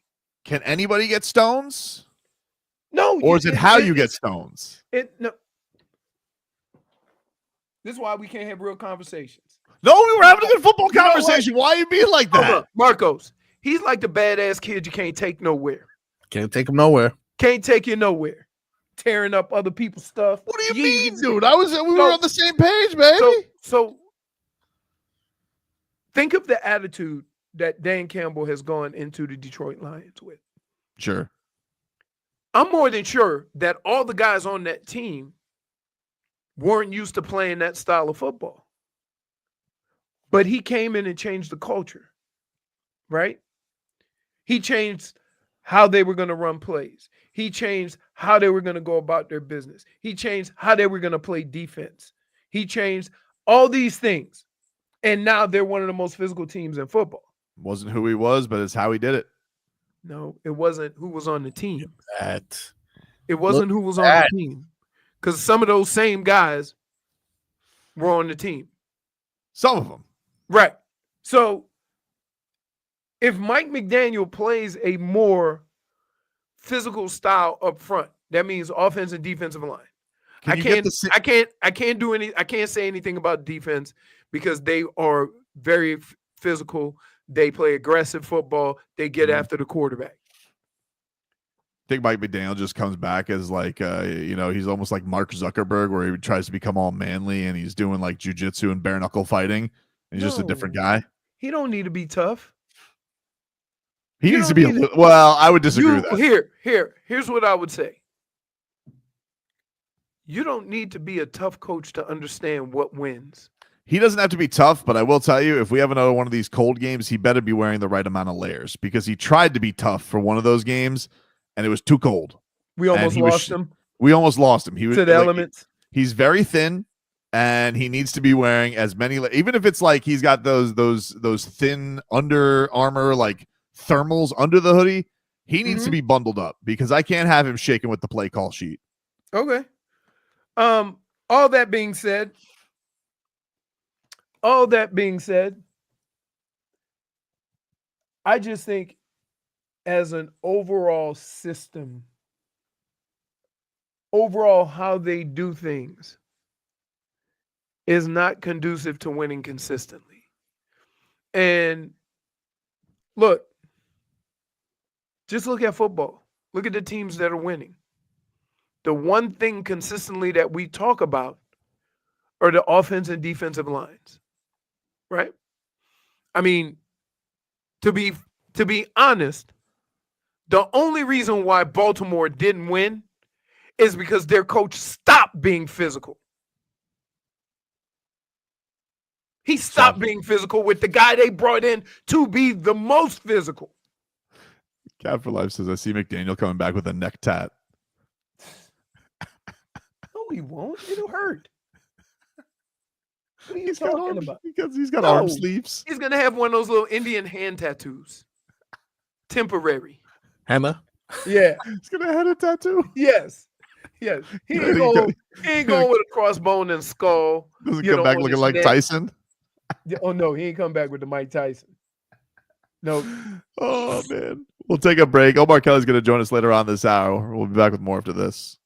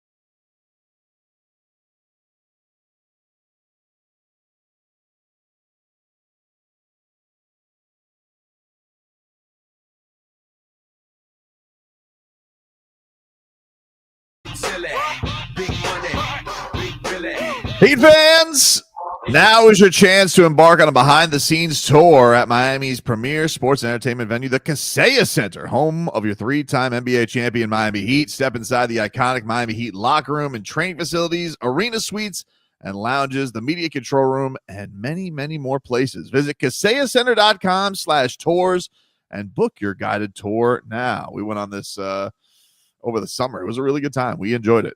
Get a lot of things I didn't even know. I was like, oh, all right, this is kind of cool. I didn't even realize there was a barbershop right in front of the Heat's practice facility. I was like, that's what that secret door has been this whole time. There's always everything. Like you can exit from everywhere, and the acoustics, or is it the acoustics? Hey, please. First of all, stop this. I have a bigger issue. I have a family issue that needs to be discussed. Wow. Yeah. So I go out there. Fonz is watching TV before he goes to work. Yep. 26 years old. He watching cartoons. What kind of cartoons? He says it's not cartoons, it's anime. Okay, so what's totally the different. No. He says this show won an Oscar. Was it Invincible? Invincible, yeah. That's impressive. I'm like, I don't care. It's a cartoon. Get it off my TV. You're finding random things to get into a situation with. That's not a cartoon watching television. That's for you. Let him watch it. Yeah. What does it matter? It's my TV. Interesting. He got a TV in his room. I didn't go in his room on. You're working. Let him watch it. Fine. I got a bigger issue. What's going on with my family, with my kids? Oh, wow. Where the hell are all my socks going? I'm getting annoyed. So holy hell, I can't find any of them, and I know that they're taking them. I got no matching socks. Nope. And I got I'm up to here with laundry machine. No, it's the kids. I know that they're taking them, but you know what? They'll take them off willy-nilly anywhere, and then I'm left with no matching socks. So I tell my wife every time I put socks into the laundry basket, I said, my socks are entering the death match, the cage. She goes, what do you mean? I mean, 2 socks enter, 1 sock leaves. It is sock Thunderdome. I'm telling you what, if I open up my drawer, I buy socks every other month. I have bought socks that say L and R on the bottom of them. And I'll be damned if I don't get a pair of socks that say R and R. It's crazy to me, man. I'm like, what do you want me to do? Open up your laundry machine and you're going to see them all there. Somehow they all escape in the laundry machine. No. Okay. No. Don't just keep saying no to me. It's just like no to me. No, I don't think you're right. I'll go to put an undershirt on, right? I'll wear a large and I'll put it on. And it's see-through because it's a small. I'm like, hey, how did you ever think this was my shirt? It's ridiculous. But I know it's the kids. I don't think it's the laundry machine, J-Fig. Really? I see them snooping around the sock drawer. They take their socks as they go because they want to get ready for school, and they can't find their socks. So then they come and take my socks, and then all of a sudden I'm out of socks. Like that. Well, first of all, children. Well, here's the thing: kids' feet, they're like puppies. They grow a lot faster than you think they do. And especially, I'll tell you one thing, especially my daughter, she's got some real flippers on her. I mean, I'm like, what are you, Aquaman? Look at these things. Okay. Wait, I got one even better for you. My kids have gotten accustomed to wearing 2 different socks. My daughter never wears matching socks. This is it's insanity to me. This is where we've become as a society where these children think they could just take my footwear. Listen, first of all, it ain't the children. It is. I'm telling you, dude. You're putting blame on many people today, Leroy. I'm telling you, it's the children, guys. I'm telling you. I see them. I catch them. And I'm like, hey, you think you're taking my socks? No, don't worry. I'll put them in. I'm like, and then as soon as here's the thing that they do. They take my socks, and then they get home. Boom. There's a sock on the couch. There's a sock. There's a sock in the bedroom. So the socks, for some reason, one foot got warmer than the other. So he felt the need to unveil his foot or her, and then now they're at different points of the house, and they're not going to be together anymore. Nope. So then I'm left with socks that aren't matched, they're not together, and boom, now I am here without any socks. Are you wearing ankle socks? Sometimes. I'll tell you what. Change your socks. Let's see. I get this. I get one sock for my foot tied together with one sock from Rebecca's foot. And I'm like, how did you not like Let's get to some cat talk. Hey man, the sock thing is an epidemic. It is terrible. I'm tired Open of up your laundry machine. I'm tired of buying socks. Well, what does that even mean? Like laundry machine. So like, am I supposed to, is it like hiding under the cycle? Somehow it escapes outside of the little basket or whatever. You have to, it's a thing. It's an actual I'm not thing. looking there. I know the kids are stealing them. Cat Talk here, brought to us by Hollywood Kia. At Hollywood Kia, the #1 Kia dealer in all of Florida. Get the star treatment. We want to see you in a Hollywood Kia. Visit them online at hollywoodkia.com. Cats lose last night. They, quite frankly, some we're not used to them losing to the Bruins, and even Sam Bennett got his ass kicked yesterday. It was a tough one. It came out of nowhere too, because they had that game in control. You have a 2-0 lead. You're the Cats in the third period. You win that game. It was a shell shock yesterday. The whole Lundell fight. He looked like he had black eyes after that. It's okay. He's a good boy, and he's gonna figure things out.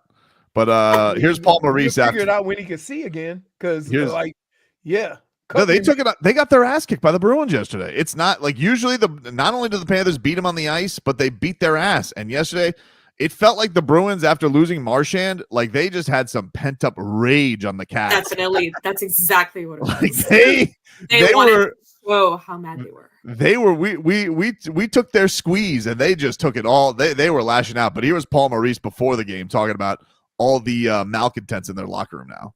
A really fun room. We have a lot of different personalities. It's not all the same guy. Like, I don't know, I got to point him out, but we got some strange dudes in there. I guess the coach is one of them, but that's what makes it fun. So bring your own personality, be exactly who you are. Don't ever try to be somebody that you're not, because that's not what we traded for. We want, if you're funny, be funny. If you're not, just sit there and laugh. Whatever it is that who you are, be yourself. And I think when you come into maybe a more veteran team, you have a better chance of doing that. There you go, Paul Maurice. Got some strange dudes in there. First of all, there is no way this is real. What? The picture. That What Marcus. picture? What did you send? I missed it. Oh no, there's a lot of them apparently. If you Google I'm socks, telling fucking you, dryer, don't listen to little old me. Don't Yeah. listen to little old me. No way, dude. That's not real. Okay. You know what? The only way you can I would prove like you're to right- ask. I would like to ask the laundry then. What are you washing if all the socks are on the bottom? Okay, go ask your laundry machine. I'm sure they'll respond. Let me know. Let me know what they say. Tobin, you muted yourself again, and I can't unmute you. Only because I was trying to let you speak, J Fig. I didn't want to talk over you. That's not true because you were speaking. Nope. Hey, listen. The only thing that saves you is you put your mouth right behind the mic, and you got little lips. So it's I saw hard to them tell. move. It's hard to tell that he's actually talking, but you can see. I still don't believe J Fig's little Narnia of socks, though. Don't believe me. Don't believe me. Why don't you guys go get your little tools? Open up your laundry. Wait. You don't have to say Why like do I little need tools. Because they're little tools. Okay? I have a whole kit. You don't want to go over there. Why do I need tools for matching socks? Your stupid little tools. Your stupid little tools. Go look for them. Open We'll up your take a laundry. we'll take a break. But Miami I have a Dolphins. drawer. So is it behind the drawer? Figure it out and fix it. Wow. I'm gonna Jeez, gut she's this lashing washing out. machine and I'm gonna blame Gut you. it. Do it. Gutting it. Because I have no business in it. Omar Kelly from the Miami Herald. He's going to join us coming up next.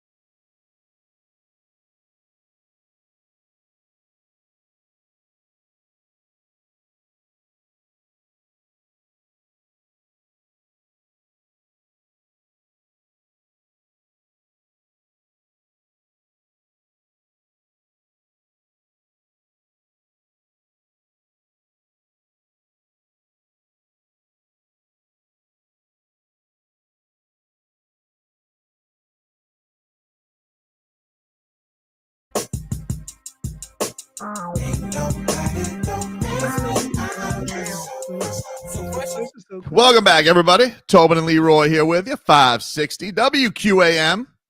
Take you guys up until 2 here on the program. Miami Dolphins in the midst of free agency. And right then and there, man, they are starting to make their moves. Let's go out to the Toyota of Hollywood hotline. Shop over 2,000 Toyotas on sale at one location at Toyota of Hollywood on 441 between Hollywood and Sheridan. And visit them online at toyotaofhollywood.com. From the Miami Herald, Omar Kelly joining us there. What's going on, Omar? Gentlemen. Man? What's up? I haven't seen you in a minute, Omar. That's true. QM must have fired me or something. But I listen to y'all on a regular basis. Hello, everyone. What's up? What's up? Good to have you on, buddy. Hey, so check this out. What y'all fighting about? Everybody needs defensive linemen and offensive linemen. And there's not a lot out there. And there are a lot of them getting overpaid too. Right. So I said, I appreciate that the Dolphins are trying to fill other needs instead of going out and doing what a lot of these teams are doing. And that, we need a left guard. We're going to get the guy and we're going to give him whatever he wants. $77 million. Right. So, I mean, what do you say? Because, we all know they need help on the offensive line. I think that it's wise and responsible to be fiscally conscious and live off a budget, especially when you're on borrowed time. Let's not create a mess for another GM to fix. And I wrote a column earlier in the week about Chris Grier. One, the column was basically, listen, there's nobody else to blame but you. You have pointed fingers at everybody else to survive for 25 years. The buck stops here. This is all on you. But I also pointed out that during his tenure as the top level executive for the organization, not the final decision maker, which began in 2019, but as the GM who ran the draft since 2016, he doesn't do desperate moves. Now, he'll do bad deals. He'll certainly make bad draft picks, but he does not have the stench of desperation on him, which is why it doesn't surprise me that they're not overpaying these mediocre guards 4 years, $77 million, or didn't give Milton Williams a backup with Philadelphia, the biggest free agent contract. Can you imagine that? A backup in Philadelphia got the biggest free agent contract of the entire offseason. Right. And he's talented, but is he worth $26 million, which is $2 million a year more than what you just didn't give Christian Wilkins? He's not. Right. Do you? I saw that you like the James Daniel pickup, like his talent. I love James Daniel. Yeah. How worried should we be? Because the Dolphin fan is terrified because it feels like every signing comes with injury baggage. Absolutely, and unfortunately, that's how you get the good deals. Because when I looked at just the film, and yes, he only had 4 games last season, he was by far the best Steelers offensive lineman in those 4 games. He was a player that clearly, I think they've tried to trade for him multiple seasons, but he wasn't available, and he perfectly fits their scheme. Now the question is, will he be healthy for training camp and if not the regular season? You know what you get in with the Dolphins, but for $8 million a year, that's a great price when inferior players are out there making 14 and 15. Right. I don't know about the Frank Broom kid. I looked at him as a tackle because that's what he played last season, and he stunk at left tackle. He's okay at right tackle. But there's talk that he could be moving inside to guard. I'll believe it when I see it. I'm not opposed to the re-signing of Isaiah Wynn. It's not somebody who's going to last 17 games, but he's going to be good in the 10 to 12 games that you have him. And I would love for him to be here and them also go out and address the position in free agency, and not free agency, but address the position in the draft. But I'm okay with the second tier, the Leroy Hordes of free agency. I'm okay with building a team with Leroy Hordes. I'm all right with it. The respectable bet, you're going to get a good about 14 games out of him. He's going to play his role. He's going to do his job. He's going to play special teams. I'm good with it. Right. So also wouldn't have the 3rd and 1 problems too. We would be that would never be an issue. So I have two things here. One is one of the biggest problems I have with Chris Greer is this. The one thing that you have to support what you're doing with the franchise is your draft picks.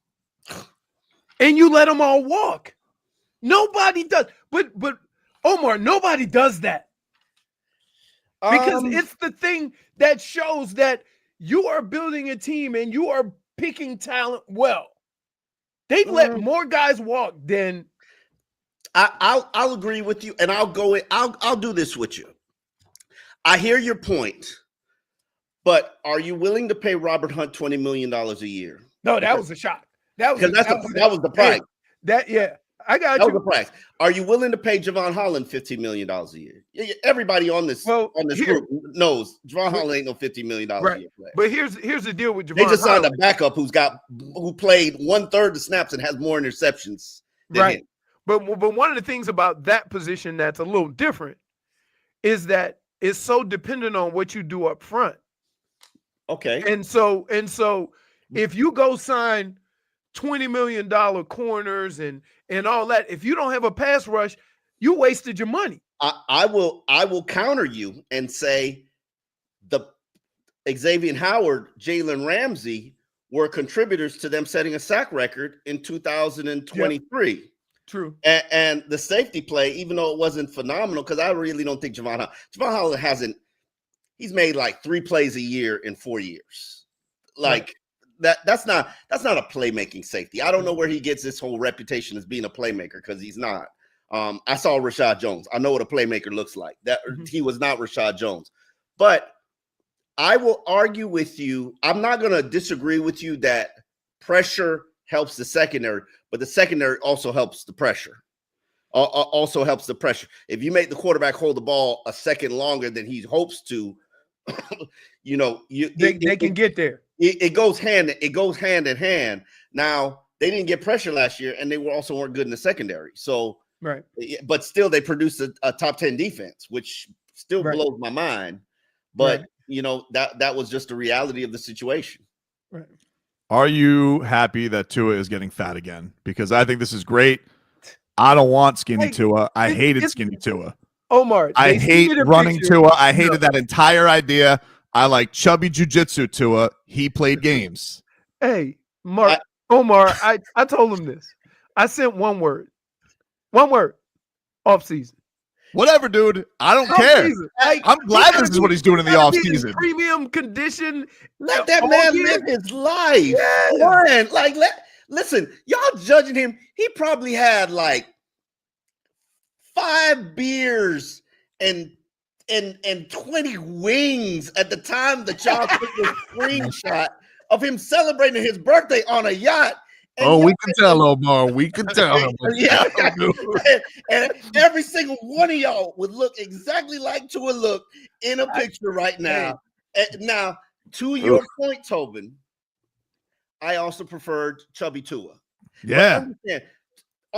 Last year, when everybody was talking about, how slim he is, how he lost weight, and this, Tua gave up sugars.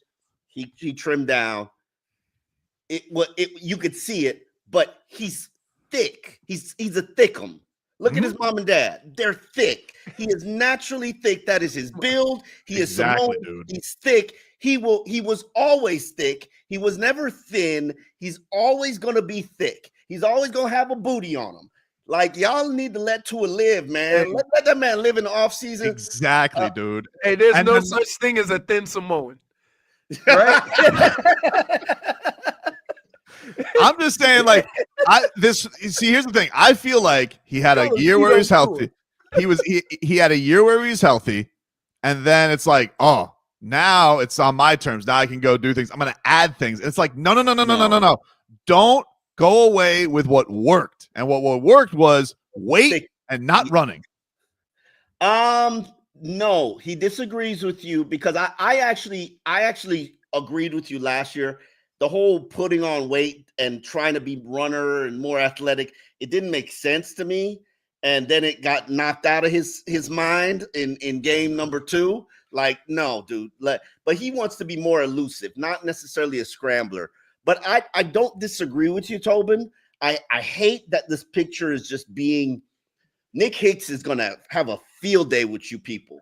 Like Nick Hicks, his trainer, he's going to destroy you people. Tua's not lazy.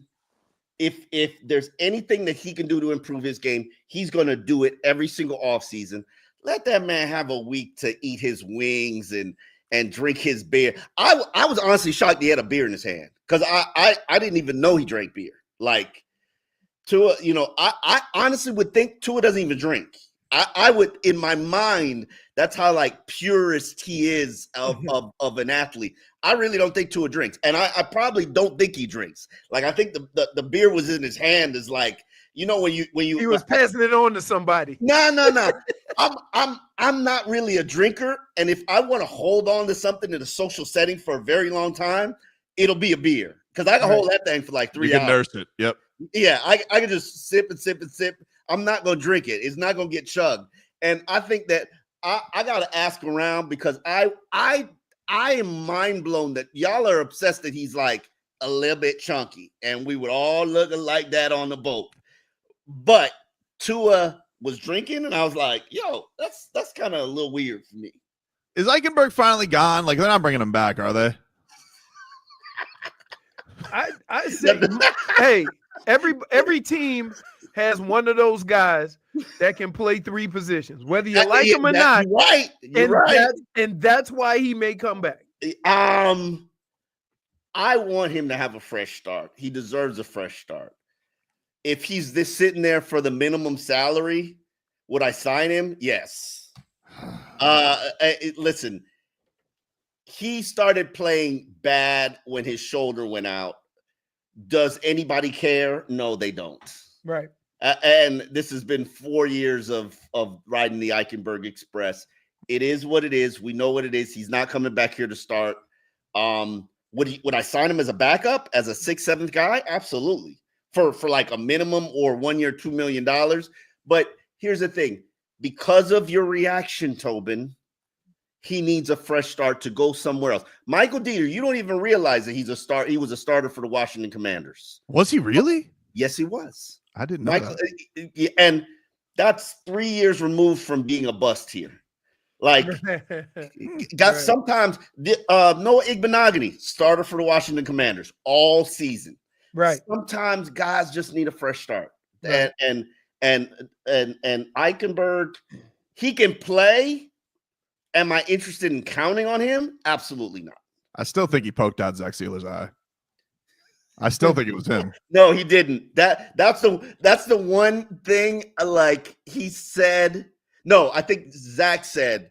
Somebody asked, "Did Eichenberg do it?" He's like, "No." That's the first thing everybody checked. It wasn't Eichenberg. That's what you say to protect your friend. Yeah. So no, Omar. no. I think Eichenberg told me I wasn't even on the field. Don't blame me. Like he's like, because he knows the reputation, right? Like he really feel. Why was he? Yeah, he was the only one who needed a cover up. Tehran, like he knows the reputation, and I think he came. He was like, "It wasn't me. Don't even ask.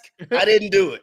Like I wasn't even on the field." So Omar, when you look at how this team is constructed and what they're trying to do and how they're trying to handle free agency, we can all be fine with what they've done to this point simply because there's really nothing out there to go throw a whole bunch of money at for this team, right? The numbers aren't right. I just told Tobin that I believe it's not who, it's how. It's not who's on the team, but it's how they play football. They're not physical enough. They're not. I don't see anybody you added that's going to change the physical dynamic. Well, but can that? But here's the thing: can that come from the coach and saying just how we're going to do things is going to be a little different? We're going to be more physical. We're going to. So when you look at the success of the teams in the NFL, the one thing that they have is that kind of physicality up front on both lines of scrimmage. The good teams, right? Yes. So if we all know this, Then why are we watching Wildcat? Why aren't we watching I Wildcat? said, why are we watching this Wildcat? Everybody sprint all over the field, and then when it's 3rd and 1, you go, what do we do now? Because that's not even what 49ers do. And he came from the 49ers. Let's throw out the 3rd and 1, 4th and 1 struggles, okay? Because it's been a struggle for 3 years. Okay. I have beaten them over the head about it for 3 years. Clearly, they don't have an answer. The best answer that I've gotten is this is our running scheme. This is how we're built. And we've done everything. We work and we practice to run an outside zone. And you could talk about this better than anybody, Leroy. That outside zone ain't going to work on 3rd and short. No. No. So can you get a short power game? Obviously, they can't because they've tried for 3 years. Right. Now, what do you do to counter that is you can't do quarterback sneak. I'm not opposed to what you're saying about the Wildcat. I'm really not. Yeah. Is that the number one problem that we have as a Dolphin fan base? No, it's not. But is it a problem that's gone anywhere for 3 years? No, it's not. Like, they can't answer it. And it's a deeper problem than just let's just add a power back. Because you got a fullback. Right. It's not. It's the overall the way they do things. Yes, it's overall the way they do things. And their motion quick game spread you out. Okay, that approach works, and it made you a top offense for 2 years. It tanked last year, but that had other variables and circumstances to it.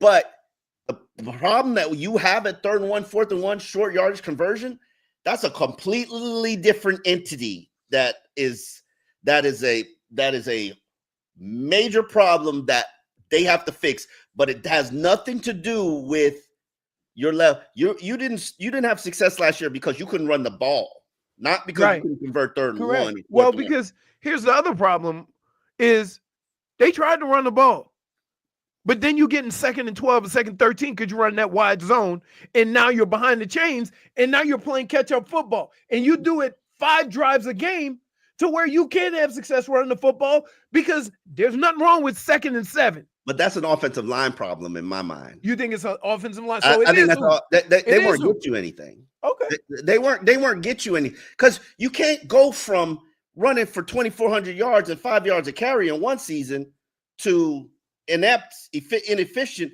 the next season with pretty much the same talent. Because what finished the season last year was the exact same thing that was on the offensive line minus Austin Jackson. And I'm not a big believer that Austin Jackson is that much of a difference.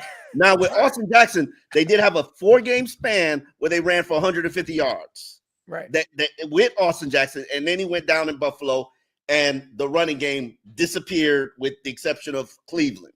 One game in Cleveland. Mm-hmm. Like that, I mean, and for the second half of the season, they kept trying to fix the leaks and patch the holes and address the issue.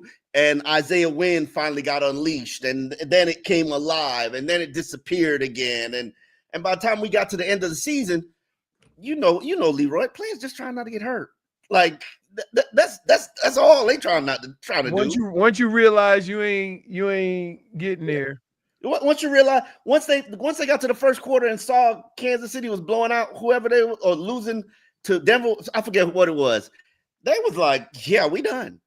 And it wasn't just Tyreek. So, I know fans will be like, yeah, Tyreek quit on the team, blah, blah, blah, blah, blah. I don't believe that. I do believe that, but they were saying their goodbyes to each other in the third quarter. Like, yeah, but you can't be the leader and do that. Who said Tyreek was a leader? They put that C on him. That's the mistake that everybody made. Everybody, your best player isn't always your leader. You cannot have your most immature player be your leader. Correct. It don't work. Correct. And I knew he was a captain, but Tyreek and a leader? Come on, man. Like, really? Right. Omar, thanks for the time, man. Really appreciate it. Go check him out. Miami Herald. Just all day, right? All day, dude. All day. Follow his work at the Miami Herald, Dolphins in Depth podcast. He does a fantastic job. Follow him at Omar Kelly. Always appreciate the time, man. Thank you. All right, guys. There you go. We'll take a break. Final hour coming on up. Back after this. WQAM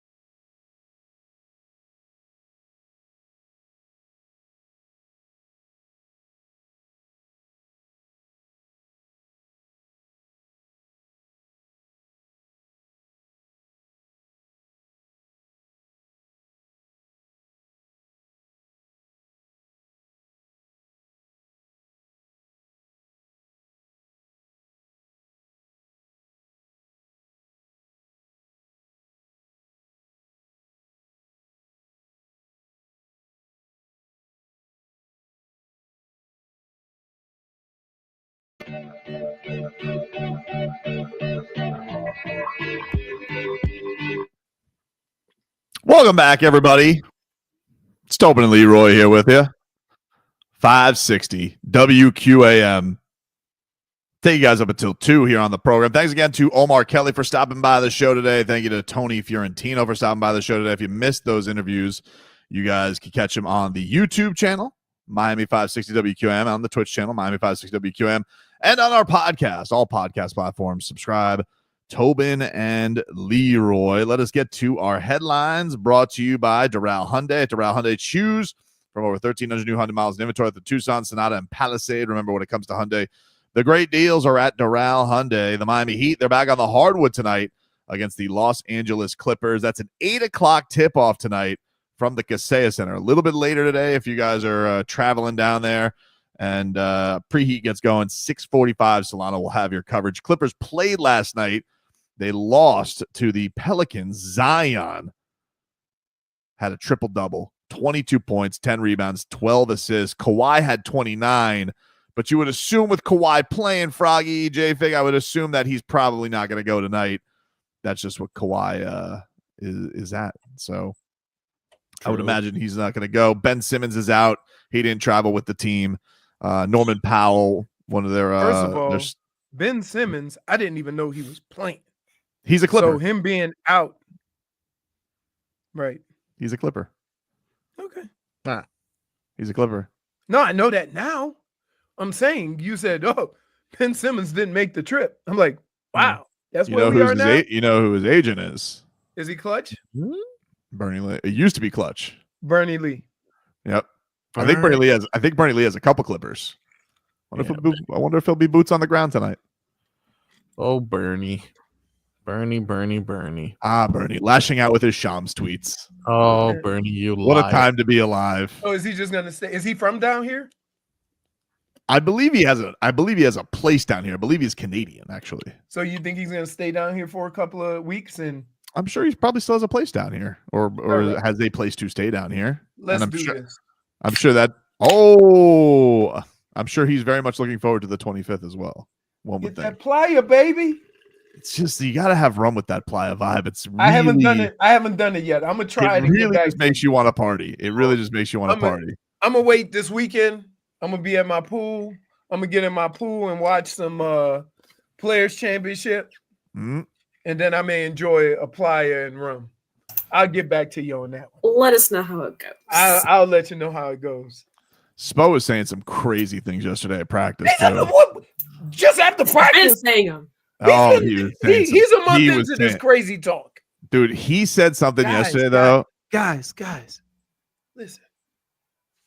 Only the strong. Like, we welcome the challenge. He was saying yesterday, Marcus, do you have him on stress about there's nothing wrong with a little bit of stress? And I'm like, I don't think that's true. I think that's isn't that like medically not true? Stress is bad for you. And Spo's like, stress is good. Stress is good. Beauty in the struggle. Beauty in the struggle. Beauty in things not going your way. And I'm like, I feel like I'm listening to Tony Robbins here, and I don't. And then what happens to me is instead of walking over coals, I have a Heat fourth quarter where they collapse. Like I'm like, what do you mean stress is good? Like that? No, I gotta feel like this is at the point where we're done with this. I don't want any more stress, and I want this to stop. But here was Spo on the stress. There's nothing wrong with a little bit of stress in our lives. You know, we have a lot of good things going for us to be able to be in this profession, be around each other. But you know, there is a beauty in the grind, beauty in the struggle. If we just keep on forging ahead, I do believe that there's something beautiful on the other side. First of all, what the hell's on the other side? He keeps talking about this other side. What is over this other side? I feel like I'm listening to a who is it? Who sings that song with Flea and Take it on. The Red Hot Chili Peppers. Red Hot Chili Peppers. Right. Like, what are we doing? So look, here's what stress does. to a team.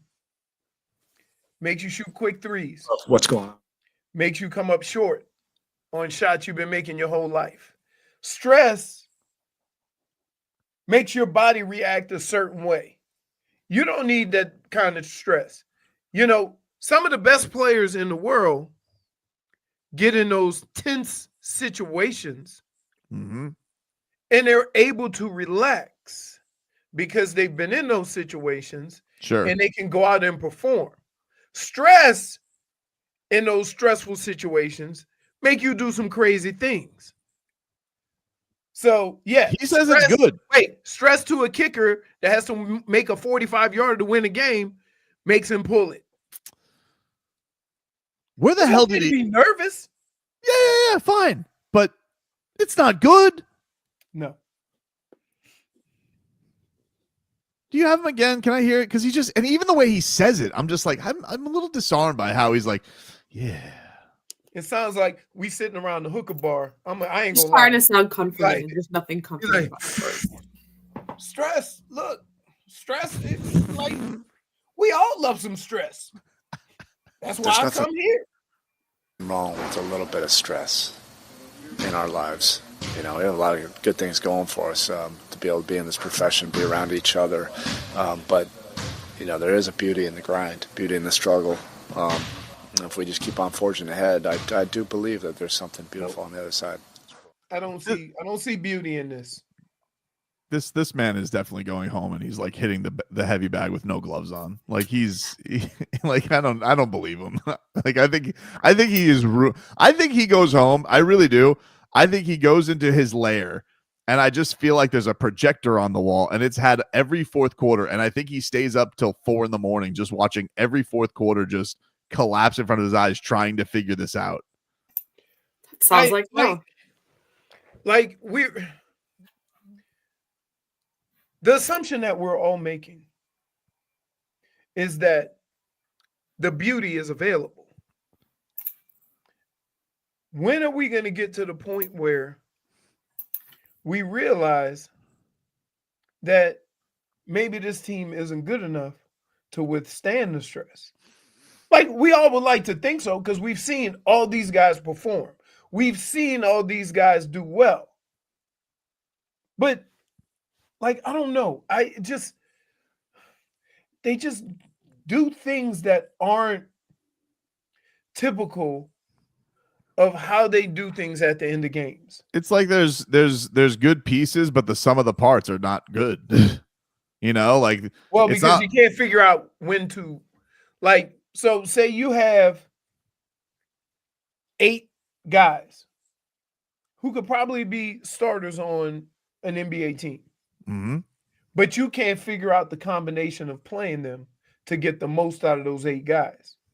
And you keep every night is somebody different and somebody different, but you don't know for sure that that guy is the guy that's going to ignite the team.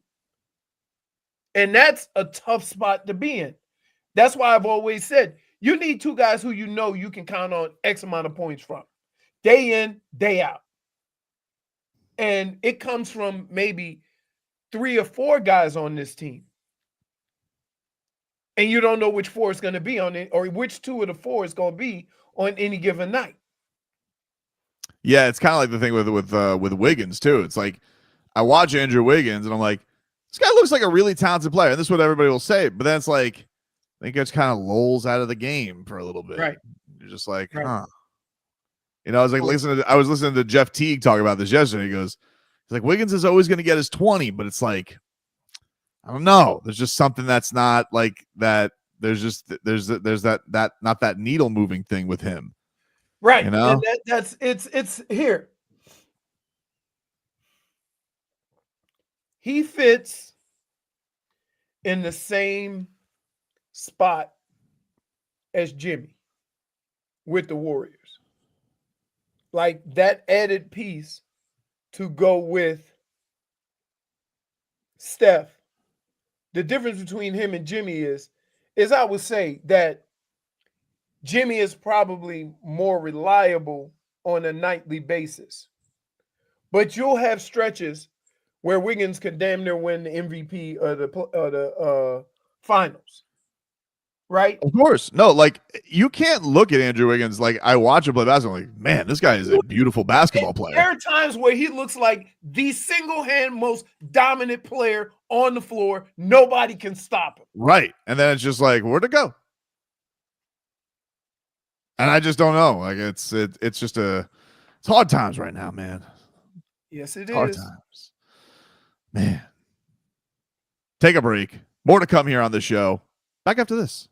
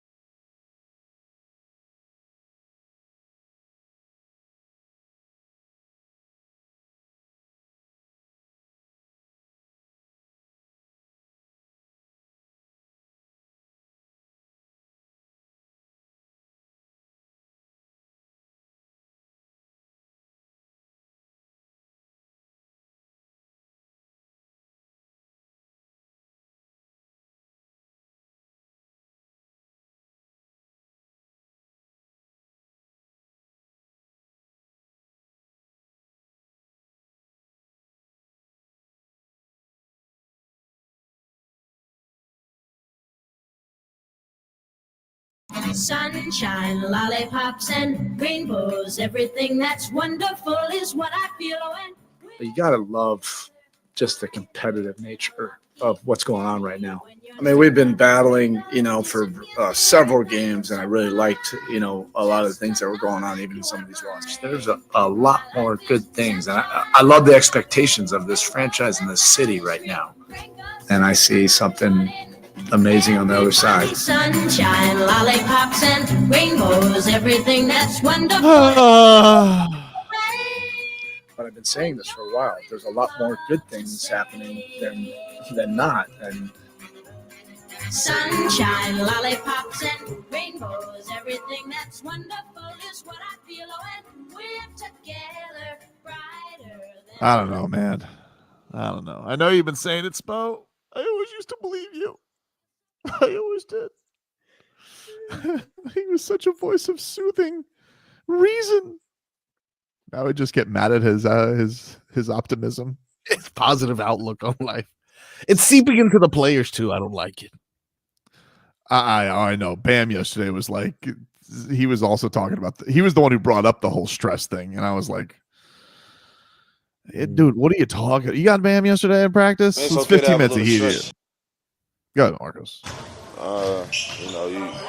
You start to enjoy it more when you realize, you lose 4 straight, and then you come out of this and win. We're gonna say 4 out of 5, 5 out of 6, and you realize how much stress that actually helped you. Because it puts you in a desperate situation where it's every closeout, every defense assignment, every stop. You realize how much it matters to win. Cool. 15 minutes of heat brought to that sounds like fantasy. I don't know. That is sunshine and lollipops. I don't know what to do with that. Look, appreciative that Bam, the captain, is also lockstep with his head coach to not show the public that they're shook by anything. Right. However, 4 out of 5, dude. Bam.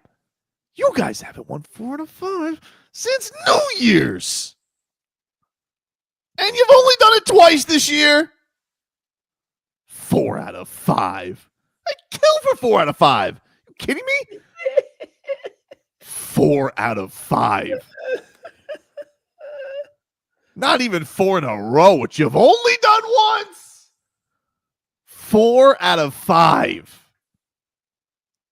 15 minutes of heat brought to you by Hollywood Kia. At Hollywood Kia, the #1 Kia dealer in all of Florida. Get the star treatment we want to see in a Hollywood Kia. Visit them online at hollywoodkia.com. Man. How you feeling, buddy? I'm okay. It's I'm not okay, but I'm trying to be brave too. Stress is good, and there's something beautiful on the other side. No, there's not. Oh. And by beautiful, I mean the off season. It's only 16 games away. Got to tell you, playing would be an accomplishment at this moment. Look, hey, you're not kidding. This could get ugly. If they play like they did against the Hornets and Bulls, they got no shot against their next 4 opponents. Pretty much. Oh man. Silly sauces. It's okay. We're still gonna get Ant, KD, and Luka. Yeah, there we go. You ain't getting Luka. I mean, Ant was working out at the Heat facility. Come on. By the way, he was working out at the Heat facility. That's nothing new. Stop reading. A lot of places he could go hoop. He decided, let me take a little perusal around Heat Cultureville, and had a Bam jersey with him after the game. But what does it matter? How many relationships does this guy have to have before you guys cash in on it? Hey, Looney Tunes, calm down. What? I feel like it's better to focus on the bright side of things than this depression of beauty and the grind and the struggle. I believe anything right now that's positive. You can't even say it. This is J-Fig's favorite season because I don't want to. It's the Heat season of Goth. Oh my god! No, I don't like it. It's the Heat season of misery. Yeah, it's Goth, dude. They're not happy people. Yep. That's not true. Is Well, I mean, Tua. you know. You listen to a band named Batwing. I do not, because that doesn't exist. Oh, Only at Rockville. Rockville. It's like there's certain times of the year everybody gets excited just for the promotions. like why don't they come to us? We know what time of year it is. Stolen McRib says, that's not goth, that's more emo. What's the difference? Don't look at me like that. I don't know the difference between emo and goth. I thought they were samesies. Figure it out, Mr. Google. Hold on. Samesies. Hold on. So They're not the same? Is goth No! is goth like what we experienced when we went to Vegas in the middle of the summer with all those? No, that was people like that was hopped up on EDM. Mountain No, Dew? I didn't go. Yeah. That was EDM. That was like all the ravers Like, and that like there's you're thinking of nothing Ultra. better. If you want to experience There's nothing emo, better go than to being in Vegas. during October. There's nothing better than being in Vegas. You checking in line to get to your room, and everybody checking in with you has little or no clothes on. And you're wondering what the hell is going on in Vegas. Stolen McRib says So compressed. emo is a bit more downer and goth is more was it McKay? Metal, heavy metal. Dark scary stuff. You're naming 3 genres there, Leroy. No. Oh, really? Yes. They could all be. I think it's a time thing. I think the goth era was like 90s before the 90s. And I feel like emo Yes, was no, like because early now you're saying it 2000s. doesn't exist. It still exists. No one's goth anymore, dude. No one's taking it. No Listen, one's nobody. goth anymore. Yeah, go to Colorado. Hold on. So you would be offended, J-Fig. I just want to be clear here. You're proud of goth, but you would be offended if somebody referred to you as emo. What are you talking? I never said that. You Okay, stop so you're twisting my emo. words, okay? Hold on. I hold on. prefer the emo. Yes. Oh, Do you? so emo, and I you'd be do. offended if someone called you goth. Wait a minute. You didn't go okay to emo. No, oh my. So if you were goth, you'd have. Guys, Wait. You're putting on. different Hold on. Let me get this straight. in this. If she was Okay. goth, if she was No. goth, she'd have black lipstick. Sure. I think they're the same, though. I think they're the same. Colorado is goth. Okay. Very strange. Colorado. We weren't even talking a about place that music there. goth is associated with a state that also has marijuana laws that are willy-nilly. Steven says she's emo, but is into goth. So it's like a part of emo is goth. Oh, indigoth. It's like indigo. It's kind of purple. Indigoth. Guys are you know what? You're starting to sound like Spo to me. Shut up. Oh, whoa. Whoa. All right. Well, whether they're punk, I wish somebody in the Heat would get this upset. they are just behind closed doors, not to us. Exactly. There you go. Well, J-Fig's favorite metal band, Pantera, is coming to the I Think Financial Amphitheater in September, and we're giving you a chance to win some tickets. Caller, what, J-Fig, for these tickets? Caller number 10.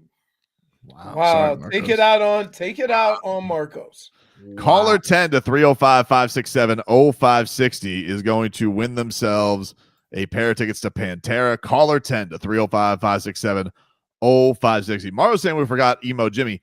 I remember Emo Jimmy, but Emo Jimmy's not also Goth Jimmy. It's samesies, is it not? No, that was Emo Jimmy. Did you ever call him Goth Jimmy? No, it was Emo No, Jimmy. but people right where like OG Emo was Goth? Okay, let's say that's true. He was Emo Jimmy with Fall Out Boy. Do you consider Fall Out Boy emo or goth? No, I don't know. You tell me. You're the expert. Emo, okay. But why are they not goth? Why aren't they goth? I'll tell you, it's the whiny little voice. You know what? Break. Bye. Somebody said on NFL Free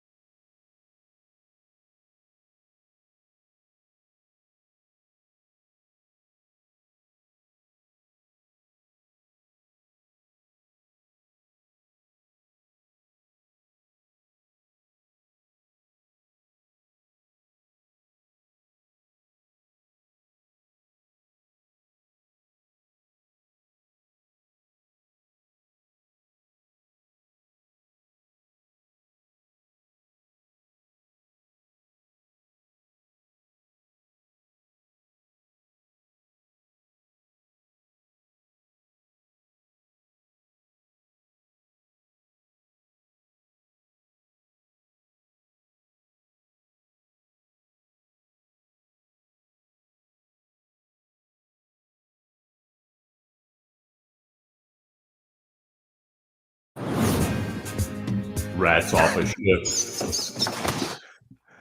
Oh man, I can't believe I've rocked the boat like this with this this debate. I mean, it is crazy. Before we get back into it, I want to tell you guys we got a fun event coming up. Buckets and Bets.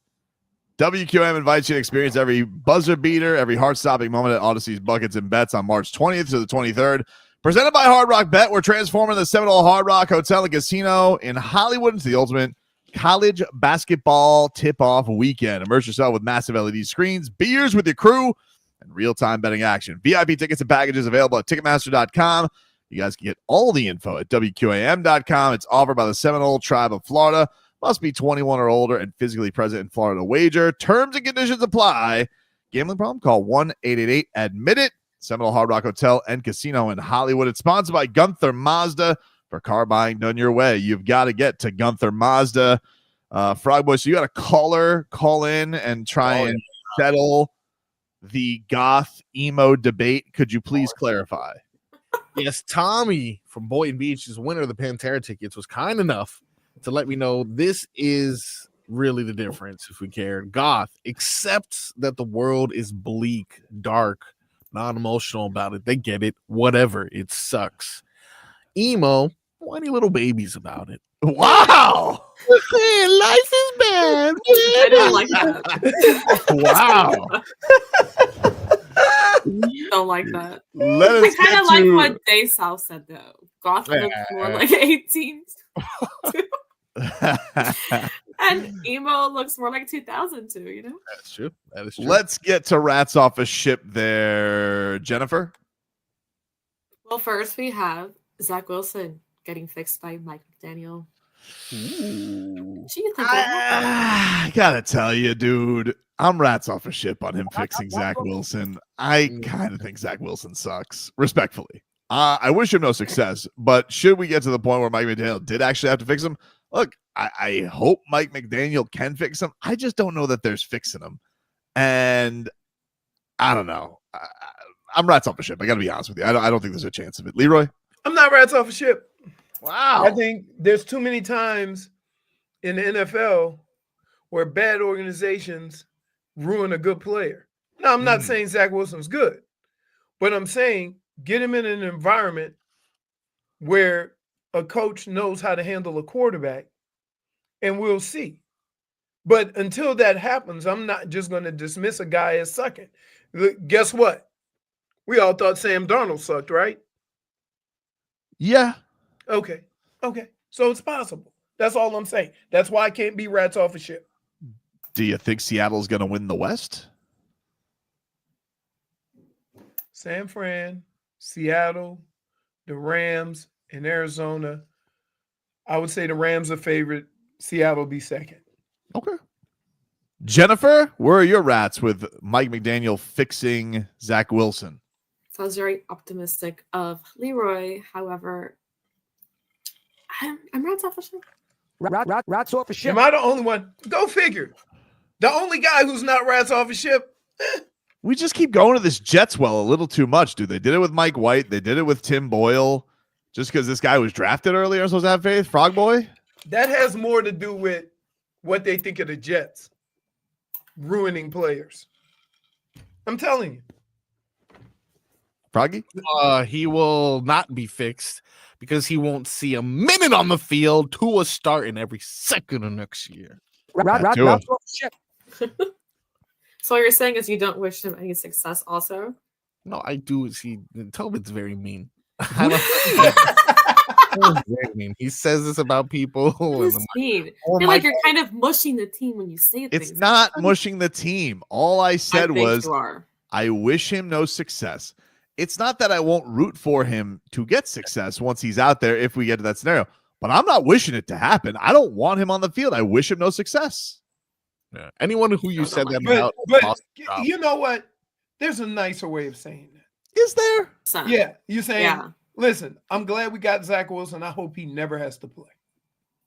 Same thing. I mean, we're being No. But how I semantics. said it explains why you feel that way. You saying I wish somebody no success, you're insinuating you just don't like him. No. Again, like Mike White, I had nothing against Mike White, but I wished him no success. No, see, I think it's better if you express yourself rather than just say that. It just sounds bad. There's more of a difference in what I'm saying and what Leroy's saying than there's between Goth and Emo. Like, like it's the same thing, dude. We're saying the same thing. No, we are. Don't say here's what I would say. We are saying the same thing, but the way you say it seems very harmful. No. It's not how. No. It's not how, but who. It's not how. It's not how, but who. You know, I don't care how he doesn't play, but I'm just telling you, for Zach Wilson, I wish him no success. That's all. Yeah. Dade South gets it right. It's like saying to the vice president, I wish him no success. I think, no. Exactly. I think he's still saying it against you. No, I don't like it. What do we have for number 2, Jennifer? Apparently, these Oilers are a little upset and hurt. They're calling for an asterisk on the Stanley Cup because of Aaron Ekblad's test.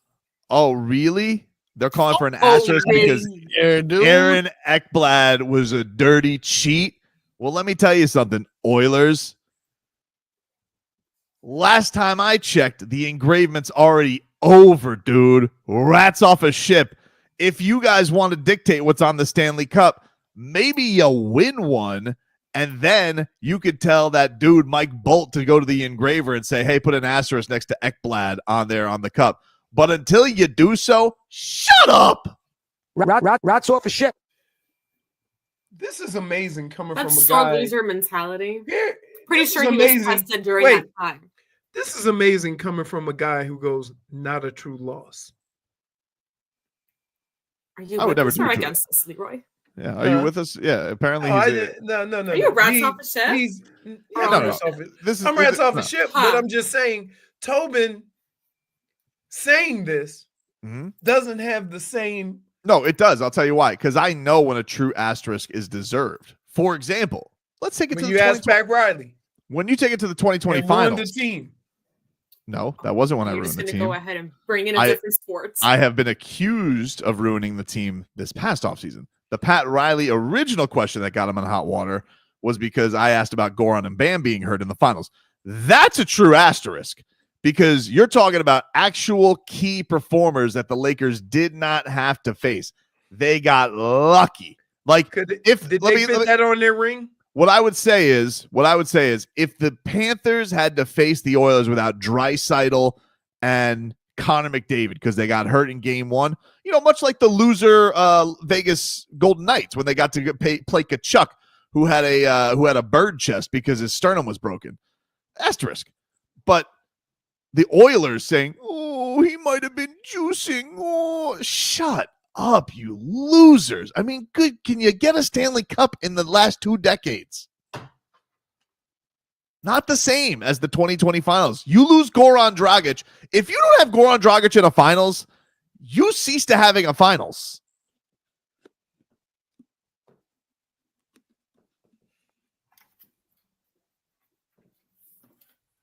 JFig, where are your rats? Rats off a ship. Rats off a ship. Marcos? He's right. Loser mentality. Rats off a ship. Loser mentality. Get a real excuse next time you want to put an asterisk on a championship. Get over it. Yeah. Fix your team. Maybe if you guys would have juiced, maybe if you would have cared a little bit more, maybe you win game 7. But you ran out of steam. Number 3. ESPN tanking UFC pay-per-view sales to get a lower TV deal. This is a fascinating conspiracy theory that's going on right now, Leroy. There are rumors and rumblings that the UFC is furious with ESPN that they purposefully tanked this last pay-per-view with people's inability to buy it, ensuing that they would get lower numbers going to the negotiating table saying, look, you only got such and such amount of views for this pay-per-view, and then we're not coughing up such and such money that the UFC wants for the deal.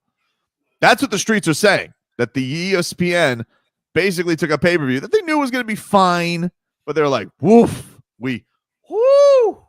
And the UFC is saying, you guys did that on purpose, so you guys knew the numbers would be terrible. Here's what I would say. I'm not rats off a ship. I think it's a pretty sound conspiracy theory. I got to say, it's a pretty sound conspiracy theory, dude. Not the greatest card in the world, but I will say a lot of people had problems with it, and it is really fishy that it happened when it happened. I'm not rats off a ship. I think I believe it. Leroy? I'm rats off a ship. Cut it. What are you Rats off a ship. This man just told me to cut it out.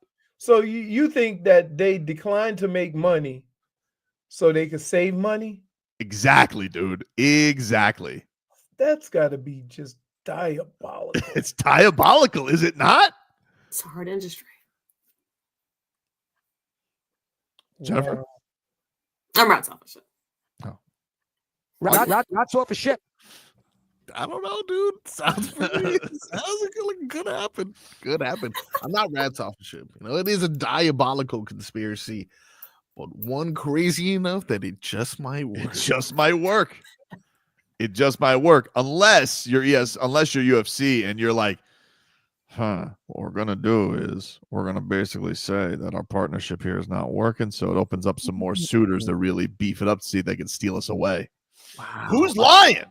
We should play a game. Who's lying? Disney or Dana? I would say Dana. I don't know. Disney lies. Disney lies sometimes. But so does Dana White. Dana lies all the time. Exactly. Give us one more, Jennifer. Someone had a triple-double last night, guys. How do we feel about Williamson? Oh, the Williamson. Okay. All right. Okay. Sorry, I was trying to do a whole billion. Minus one to me. What is that? That's fair. -1. Zion Williamson. To the Yes. Wow. Well, let's just talk AKA about it, huh? Williamson. Wow. I am not rats off a ship on Zion Williamson to the Heat. Triple-double. Color me intrigued. Color me intrigued. We know. If you want to talk about the possible names, obviously it would like Ant or a pipe dream, and all, but I'm talking about guys who are gonna be available and that interest me, that are young, looking spry, looking pretty spry out there, Leroy. I would say not rats off a ship. I'm rats off a ship. The guy's had 2 triple doubles his whole career. Has he? Only 2? Yeah, only 2. What's that? Stop. 2 out of 200? Yeah. 20 games. Yeah. Yeah. But he's in his prime. Rats off a ship. I'm not saying he's not a good player. Rats off a But ship. I'm saying I'm not getting all warm and fuzzy over a Zion triple-double on that team. Jennifer? No, I'm rats off a ship. However, Really? I'm like looking, you know. Oh, okay. Rats off a I'm ship. doing the whole Peter Brooks. Curious So rat. like you're a rat that jumped onto a piece of driftwood, being like, we'll see how the situation works out. He's the Peter Bendix of rats. Marcos, what do you got, man? What about your rats? I am not rats off his ship. I want Zion. Bring him to me. Rats off a ship. So you basically want the Heat to pull a Chris Greer. A little bit. Yeah. With the biggest problem they've had is with healthy players. You want them to sign an injury-prone player. Yeah. Maybe the injuries are in the past, dude. You know, maybe they're in the past. Again, you're making my point. With all the problems that Pat Riley has talked about with healthy players and guys being available, you want him to go out and get a player who hasn't been available. He talked about one. He talked about one player in particular and told him to stop talking. The other one, Tyler. All right, Tyler's been available, and it worked for him. So maybe he tells Zion to be available. Maybe it works. Okay, that's it. But again, you're still making my point. Zion, dude. Ooh, yeah. Wow. Bam and Kel'el and Zion. Bam and Kel'el and Zion. Bam and Kel'el and Zion. That is an interesting trio of names. Yeah, not It's a very three long. amongst them. Not a 3 amongst them. We are going to win games. We're going to take it into the dirt. Look out, rims. That's our show for today, everybody. Thanks again to Omar Kelly for stopping by the program. If you missed it, we'll put that up on the podcast feed and the YouTube page for you, as we will with Tony Fiorentino. You guys can go check it out there. 560, Miami 560 WQAM. We will talk to you guys tomorrow. Some people like to Matthew Kachuk. I like to Matthew Ka. Great, Mikey boy. Hope to see you on the beach with your buns out. I don't care that he was too horny. Then he says, you look like a windsock filled with water. Fat ass. I'll see y'all when I see y'all.